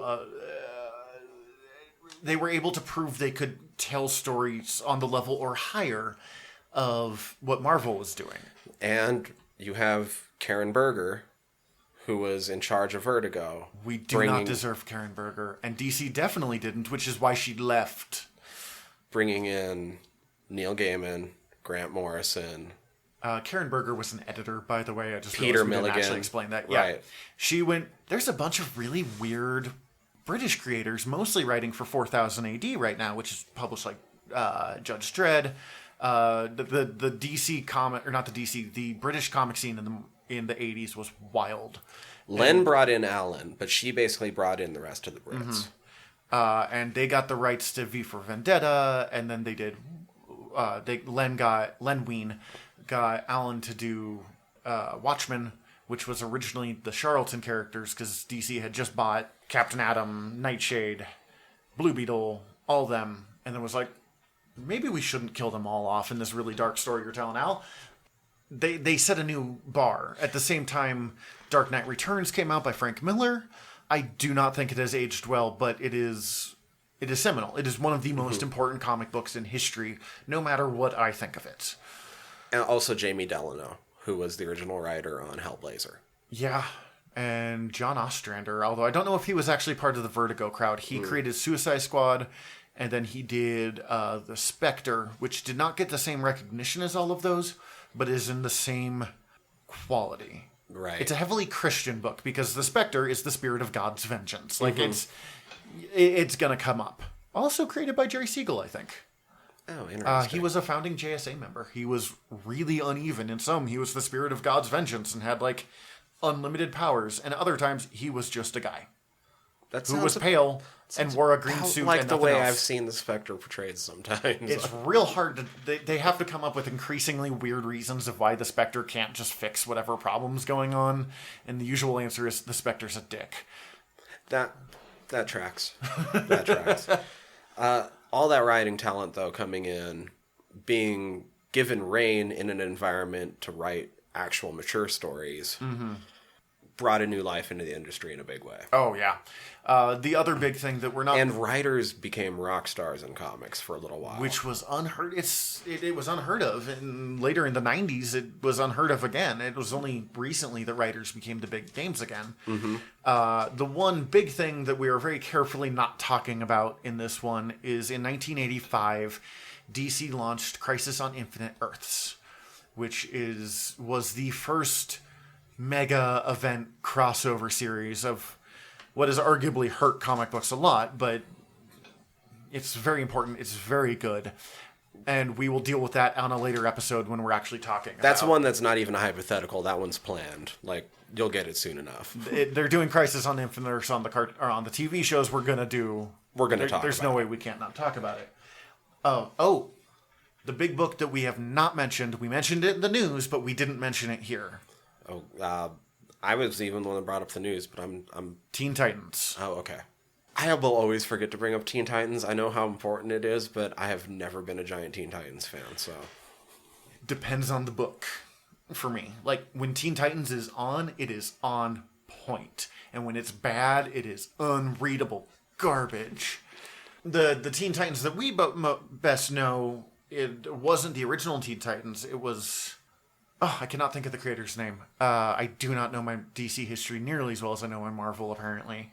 But they brought together all of the sidekicks and made a Junior Justice League.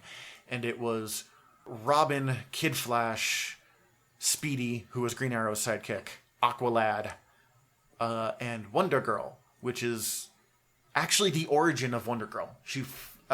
because there was a popular spin-off of Superman called Superboy that was just Superman when he was young. And they started doing Wonder Girl comics as well, which was also Wonder Woman when she was young. But the guy who set up Teen Titans did not know that. He just knew there was a Wonder Girl, and so he's like, oh, she's got a teen sidekick, and tossed her in there, which shows how well he researched the comics that he was, writing. Mm-hmm. And there was something like, wait, no, that's young Diana, like pre-World War II. And he's like, oh, well, now it's Donna. Donna Troy. And they have been struggling to come up with a logical... Who the hell is Donna Troy? I mean, literally, there was a famous Titan storyline called Who is Donna Troy? Ever since. It lasted a while. It was not very good. It was not very popular. They brought in a few characters that were kind of fun from it. My favorite being Narc, spelled Gnaark, who was a caveman. Yes. Who unfroze from Encino Man. Yeah. Encino Man... in the superhero universe, sacrifices his life to save Lilith, I believe. A couple characters come from that time. Mr. Twister was in Young Justice briefly. Mal Duncan, who becomes Guardian in Young Justice, and Bumblebee are from that era. The Batgirl from that era first appears. Duella Dent, the Joker's daughter, first appears there. She was eventually revealed to be the daughter of Two-Face, instead of the Joker's daughter, but she was basically just a kind of a precursor to Harley Quinn in a lot of ways. And then once Harley Quinn came out, they didn't know what to do with her. Yeah, I can see that. I was going to say, they later made her super grimdark when there's a weird storyline in Batman where Joker cut off his own face and disappears. And she steals his face and starts wearing it. And that's who Joker's daughter is. Yeah, I would totally wear my dad's face if he cut it off. There's nothing uncomfortable at all about that. But the Titans, we know, didn't really come around until a few years later when Marv Wolfman and George Perez were like, what would be fun? A proper teen superhero book. Like, they were really big in the Golden Age, but no one's done one worth a damn since Young Allies in, like, the 40s. I don't even know if Young Allies was worth a damn. Mm-hmm. It was just the first one that came to mind. And they put a lot of thought into it as opposed to the earlier Titans and introduced Cyborg, Raven, and now known as Beast Boy, but known as Changeling for years. Oh, okay. He actually first appeared in Doom Patrol as Beast Boy and was purple. And then Doom Patrol was canceled. Yeah, I know, it doesn't make sense, but roll with it. And when he came back, he was now calling himself Changeling and was green. Okay. I like him green. And actually, had character and personality then. And New Teen Titans, as it was called, was the biggest book on the market. It was the only book that had a chance of running against Chris Claremont's Uncanny X-Men run. Mm. And they actually did, I think the first Marvel DC crossover was Teen Titans Uncanny X-Men. Oh, that's fun. And the creative team was like Chris Claremont and Marv Wolfman and the guy who created Better Ray Bill, Walt Simonson. It is just a gangbusters of creative talent for a probably not very good book. I've never been able to find it. It is really like the other possible first. I'm not sure which one of these came first, which was Spider-Man and Superman. It was it's real hard to print in the modern day. Crossover stuff that they fight like cats and dogs over the rights, and it was easier when it was just Marvel and DC fighting like cats and dogs. Now it's Disney and Warner Brothers that have to come to an agreement, so that's gonna happen. No, not anytime soon. So with our Marvel episode, this was about the time that we bounced off because it started getting a lot more about the storylines that are going on and how that sort of ties into the outer world in a lot of ways. But, and I'd kind of like to do book reviews sometimes, so that would be more of that kind of story. So as far as DC goes, who would you give as the unsung hero? Bill Finger, obviously, as we already talked about. Gardner Fox, who I believe I know he created Flash. I'm pretty sure he was running Justice League. He worked for fucking ever. He was old school in the groups too. And Julie Schwartz, who was the guy that was the editor that really went in and did it. the one that was like, we should do this, and suddenly DC as we know it is born. Nice. And then the last name I just want to toss out, he was a very famous superhero or Superman writer, Elliot S. Maggin, who was a Superman writer, and he was so famous, or he wrote so many lines that ended with exclamation points because it was a 70 or 60 superhero comic, that he put when signing his name to something once, he put an exclamation point after it without thinking about it, and his editor looked at it and was like, "You're signing every book you ever write as this from now on." That's awesome. What's your own history with DC? We talked a lot about the history of DC. Where do you pop in? DC is why I'm into comic books, honestly, because of Batman Forever.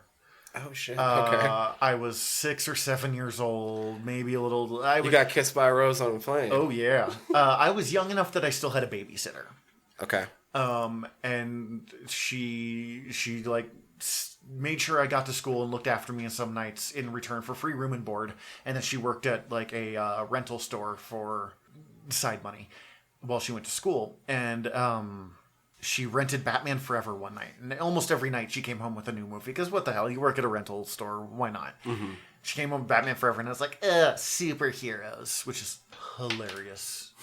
And I watched that train wreck of a movie, which, as you pointed out, has like the perfect Batman opening. The first 10 minutes of that movie are great. As far as Batman, it's just the other goes. like hour and a half that's the problem. And I was sitting there and I was like, holy shit, this was cool. And then I quickly got into Marvel from there, and I didn't really get into DC until probably high school. Like, I read a bit here and there, but I didn't have any book I really followed. I thought Superman was dumb, which I ranted against earlier today, so obviously I changed my opinion. Actually, I do like that. I had a buddy's dad who was a big Superman fan, and we would argue over it. And I finally read Superman Birthright from Mark Waid and Francis Lennell Yu. And I was like, holy shit, this is good. And I was like, God damn it. Mark was right. But somewhere in high school, I stopped reading Western comic books. It's after they briefly killed Mary Jane Watson, and I quit reading in protest, basically, and only read manga.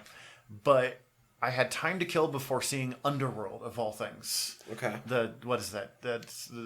I can't remember who that actress is, but doesn't matter. Kate Beckinsale. Kate Beckinsale. I want to say Blanchett, and I knew that wasn't right. Kate Beckinsale, tight leather costume, vampire movie. It was a lot of fun when I was that age. And I had time to kill, and I picked up We mentioned the show earlier. Which... Good Omens. You realize who Aziraphale is, right? No, who's Aziraphale in that? He's the main Lycan. Oh my god, he's Brown Hulk? No, he's... Who am I thinking of? Her romantic interest, I just dubbed the Brown Hulk. That's him? He's the one with... Yeah. Wow, holy shit. Okay. But anyways, I had like 45 minutes to kill, so I sat down and I picked up a copy. It was like the middle of Batman Hush, like the middle of the storyline, and I just hadn't picked it up in years, but it had a dead Robin on the cover, and I was like, Robin's dead, that's great. And it was so good, and I read it 4 times in a row, bought it, and then spent most of Underworld trying to read it again in the dark movie theater. Like, being distracted between them. Like, it's too dark. Ooh, she's wearing tight leather. Back to the comic book. I was 16. I had 2 very specific interests. Still have 2 very specific interests. But, and that was kind of my thing. And then from there, I picked up, like, the Young Justice comic book. Okay. From Peter David and Todd Nauck, which is one of my favorite books of all time still. And at that point, I just started diving into everything I possibly could. What about you? What was your... So you've heard part of my history with DC before, when you came on Fried Squirms. Yeah. You watched Swamp Thing as a little kid. I watched Swamp Thing as a little kid on USA. I was really hoping you were going to tell me it's Lois and Clark, The New Adventures of Superman. No, and then one of my VHS tapes as a kid that I got to throw on whenever when I was little was the old Superman cartoons. Ooh, wait, like the Flesher cartoons? Or like him animated catching series? a fucking train cartoons. Yep, those were... The guy's name was something Flesher. They're really primitive by today's cartoon standards, but they were these beautifully hand-painted... I've seen some of the like stills, and they are Just put them up in a museum, they would not be out of place at all. So I watched those all the time as a kid. When I was suffering from insomnia, I would wake up and 66 Batman was on. Like, my Happy Meal toys were like the 1989 Tim Burton Batman. And the 92, and that's my Batmobile. Did you have the toy with the, like, utility belt that, like, pulled out into a string and it would, like, pull him up? I did not. What I remember mostly is having the Anton Firth Batmobile. Ah, yeah. The Anton Firth Batmobile is my Batmobile. God, I can't believe I did not talk about... I wrote down all this information about DC and other media in the early days, and then we just didn't talk about it. But this is one of those things where it's like, I didn't really realize all that was from comics. Mm-hmm. But then I read comics nowadays because in my early 20s, I ran into Sandman. Yeah. I know a lot of people that got into DC Comics because of the Sandman. And, Martian Manhunter and Mr. Miracle appear in the first storyline. Mm-hmm. Dr. Fate... Hawkman's kids Scarecrow later on. For 3... Scarecrow comes in. Metamorpho's sidekick, Element Girl, comes in for a little bit. He goes into Arkham in one of his very first ones because he has to take down Dr. Destiny. That's when he runs into Scarecrow, who was supposed to be Joker, but DC didn't use use Joker because Joker at the time was, air quotes, dead. Huh. Yeah, okay. And so he had to change it to Scarecrow. Joker almost never passed his first appearance. Yeah. He died. He was in an ambulance, and the editor read this, and he's like, you can't kill this guy. He's too good. So they added a word bubble at the very end as the ambulance was driving off, being like, hold on, he's still alive! And now, he's the first R-rated movie to make over $1 billion in the box office. Which is still weird, because I saw that movie, and it's good, but it's... Not $1 billion good? No, it's not $1 billion. But it's Joker, and damn, does that villain have a fan base. Dude, when I went in to see Dr. Sleep, there was somebody going to the Joker in full Jared Leto, Margot Robbie. Oh, wow. Dedicated cosplay Joker. That's...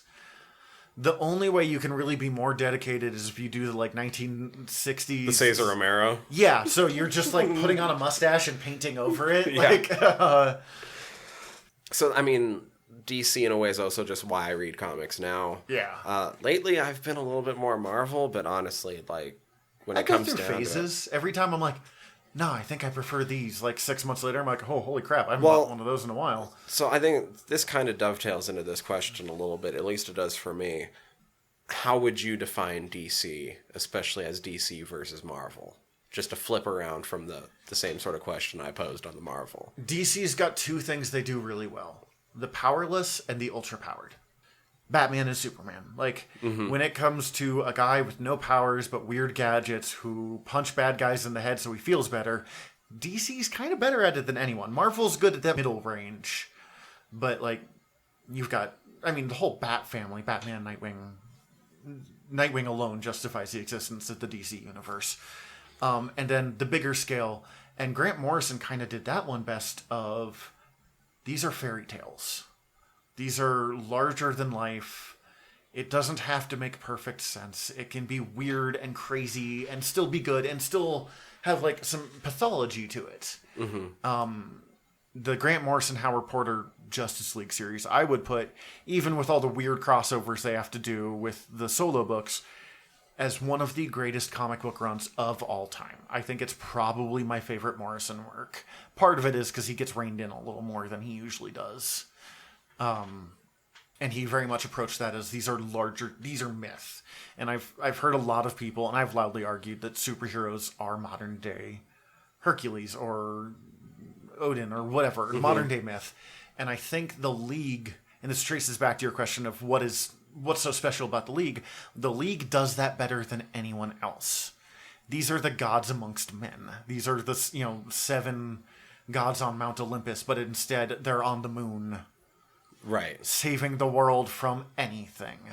I mean, I was going to say, for me, if I compared Marvel to being really welcoming and this warm family atmosphere, DC's welcoming, but it's more like religion. Yeah. But like a religion that I don't mind being a part of. Have you heard the good word of Superman? Where it's like there's companionship to be found there. There is a welcomingness there. But once you're there, you're kind of about something. Mm-hmm. And there's something bigger that you're looking up to at the end. Well, and they've got the Holy time. Trinity. Like, and, Superman actually does get a lot of Jesus allegory written to him, which I don't care for because I enjoy him too much as the, think piece of two sons of immigrants, Jewish kids from the Bronx. Mm-hmm. I think Superman is much more interesting when he's a much more rebellious character. And I've got a friend who's going to kill me for saying this because he's a pastor, but modern day depictions of Jesus are not rebellious. If you want to go old school Jesus, kicking over the tables, the moneylenders, sure. But both of them have been kind of neutered to status quo when they're not telling the story right. And I am much more interested in, I am an immigrant who is here to make the world a better place. I did sort of a variation on the question that I sort of posed during the Marvel one. Maybe not necessarily faves or underutilized, but what are 3 DC characters that really...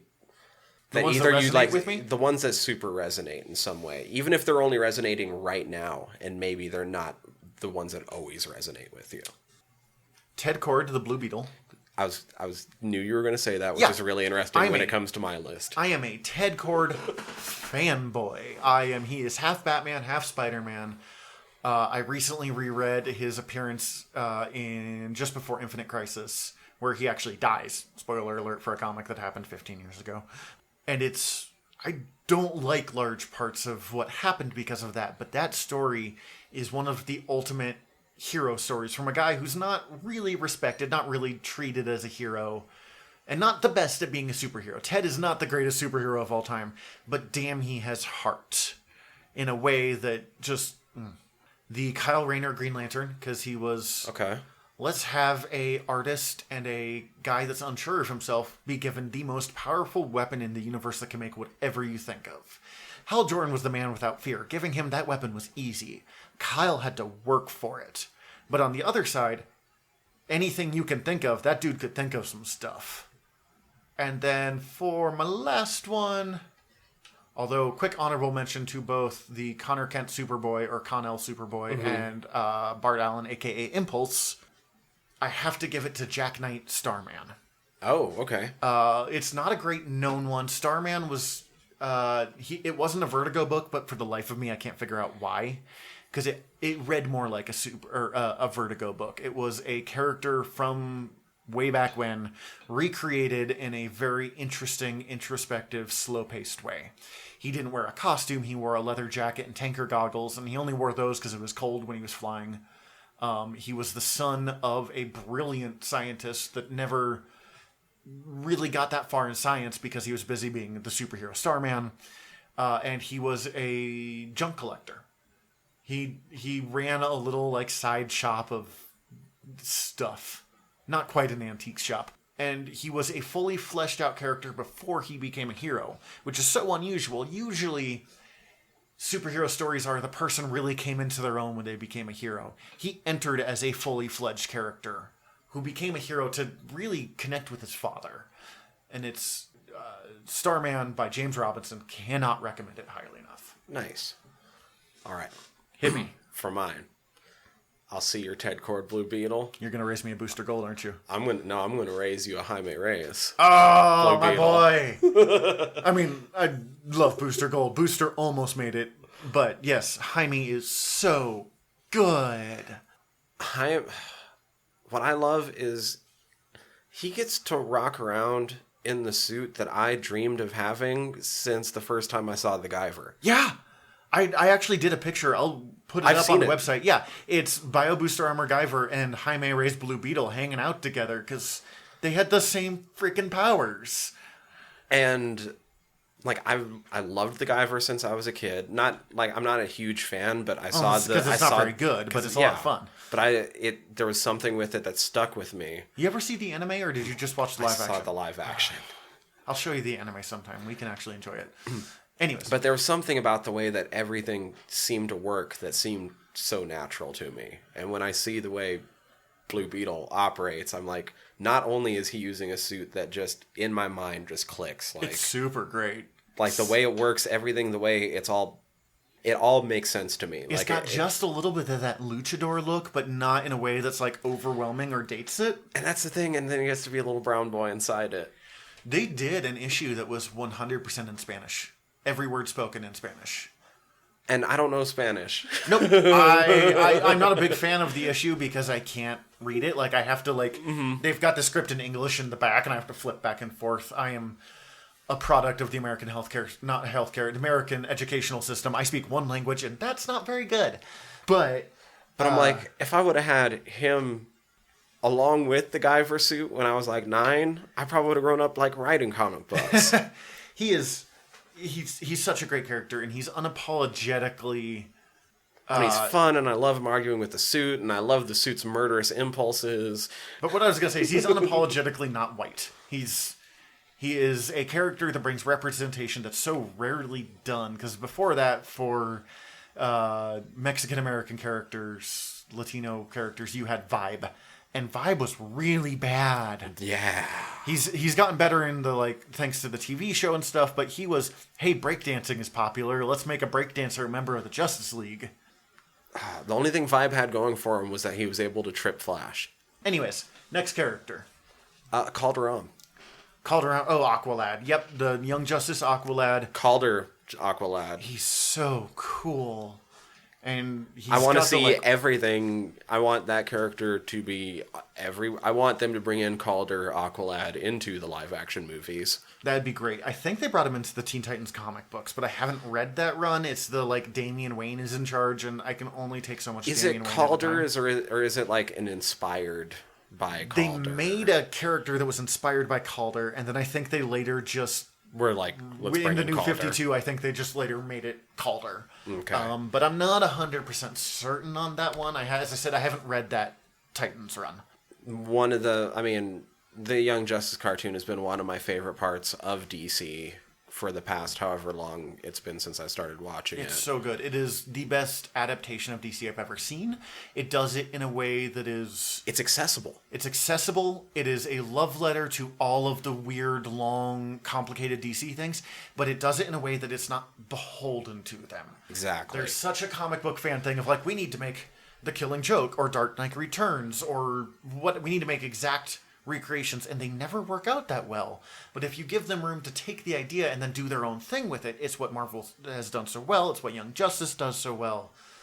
And Calder's been the standout for me from that. I would agree with that. He's, like I said, it's my fucking dream for them to be like, so we've decided to give Jason Momoa a little buddy. He can call him Little Buddy. And he can call him Minnow like he did in the 70s. That's fine. Come on, Minnow, let's go ride these seahorses. But yeah, give me more Calder. He's the standout from that. I've been loving it so much. That character just lights my brain on fire. I'm like, this is so cool. All right.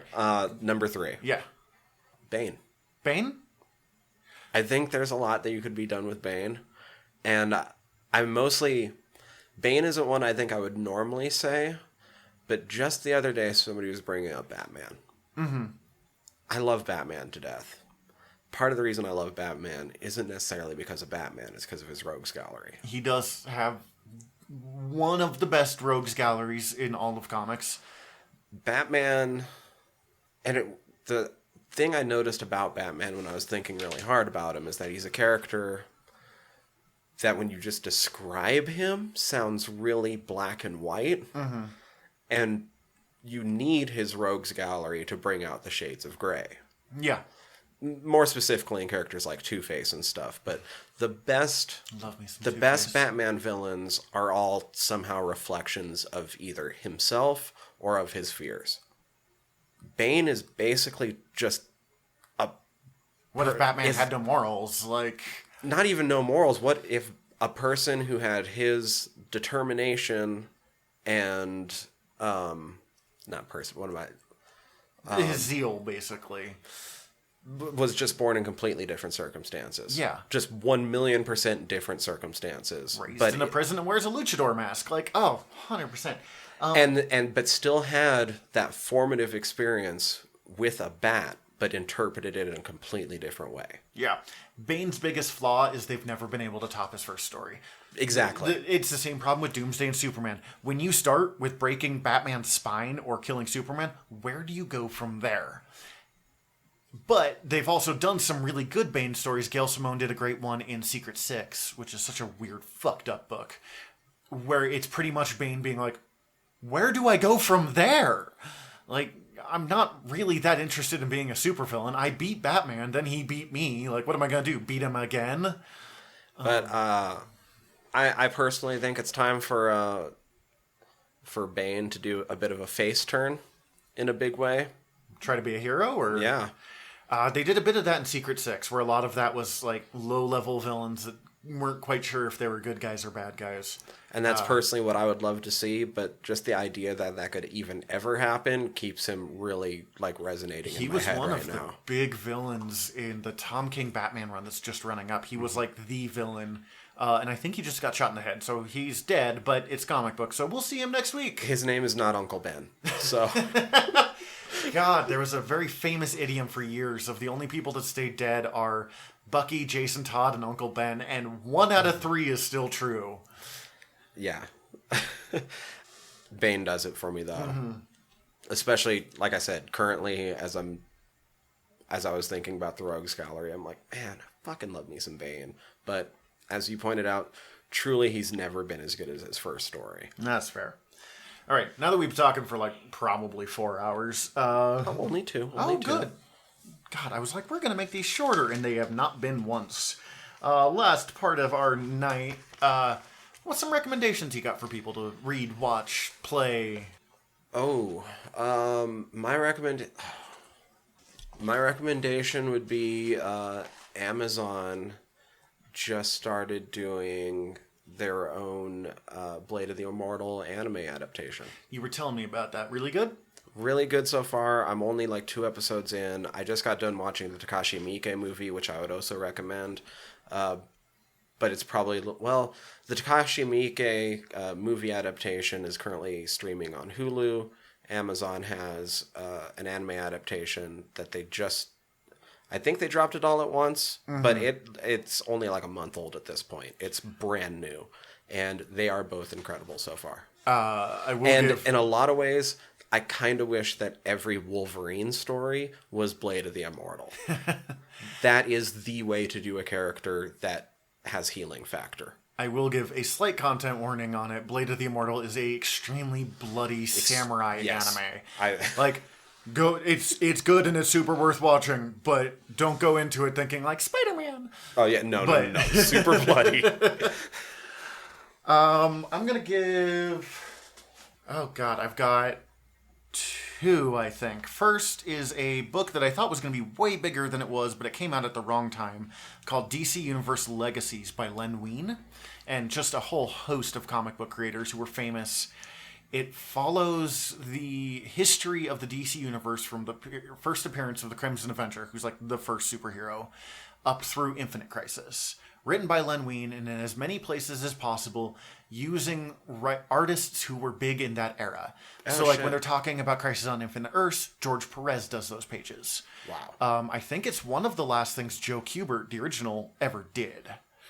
It's a real good book, and unfortunately, 3 months after it finished up, they relaunched the DC Universe with the New 52 and erased everything from it.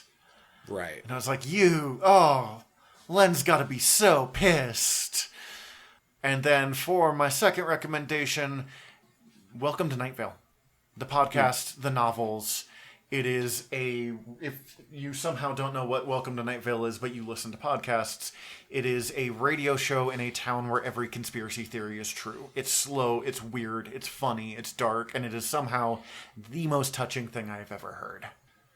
Awesome. I still never actually checked. I take that back. I checked out an episode. I liked Man. it, but I liked it. It wasn't one that I just sat down with for a That's long time. fair. It's one that you kind of got to get into. We're looking at going to their next live show. Oh, They're brilliant. coming by Spokane. Oh. And we might drive out to that. We drove all the way to Boise to go see a live show, which I don't recommend Boise, but I do recommend the Welcome to Night Vale live shows. God, so we pounded out another one, and for once we actually have a plan for sure of what's our next episode's What going to are be. we doing next week? We're going to be talking about some Star Wars next week. Oh, my man. Star Wars is probably gonna the talk true about- intro to my nerdiness. We're going to talk about some Star Wars in general, but because it's been coming out, we are not going to shy away from talking about The Mandalorian. Oh, yeah. Plus, we can't do all Star Wars in one episode. Just there's at least too 3 much episodes to to it. be made there. There's too much to it. But we'll get in a little bit of our history with Star Wars, a little bit of what we love about it, about what we currently love about it, because that includes The Mandalorian in a big bad way, and whatever the fuck else we decide we want to talk about when it comes to Star Wars. We promised we would do some non-comic book work. I'll only talk about Star Wars comics a little. Yeah, I will a little bit too, because damn, those Vader comics are good. Oh, yeah. But that's for next time. In the meantime, I'm Tyler. I'm Zach. Oh, our website's up now. Oh! I should probably Oh, say my that. God. I should probably say that. Please go to generalnerdcast.com. It will automatically redirect you to earworm.com. Which is not confusing at all, but That's fine. generalnerdcast.com. You can find all of our stuff. You can find stuff from across the entire podcast network that is being started, bitches. yeah. You can find us on Facebook at General Nerdery. You can find us, hopefully by that point, on Instagram. We've been having troubles with that, but that's going to happen. And so. you can find us on Twitter. By the time this comes out, all of those should finally be launched. In the meantime, we'll try this again. I'm Tyler. I'm Zach. Dismissed.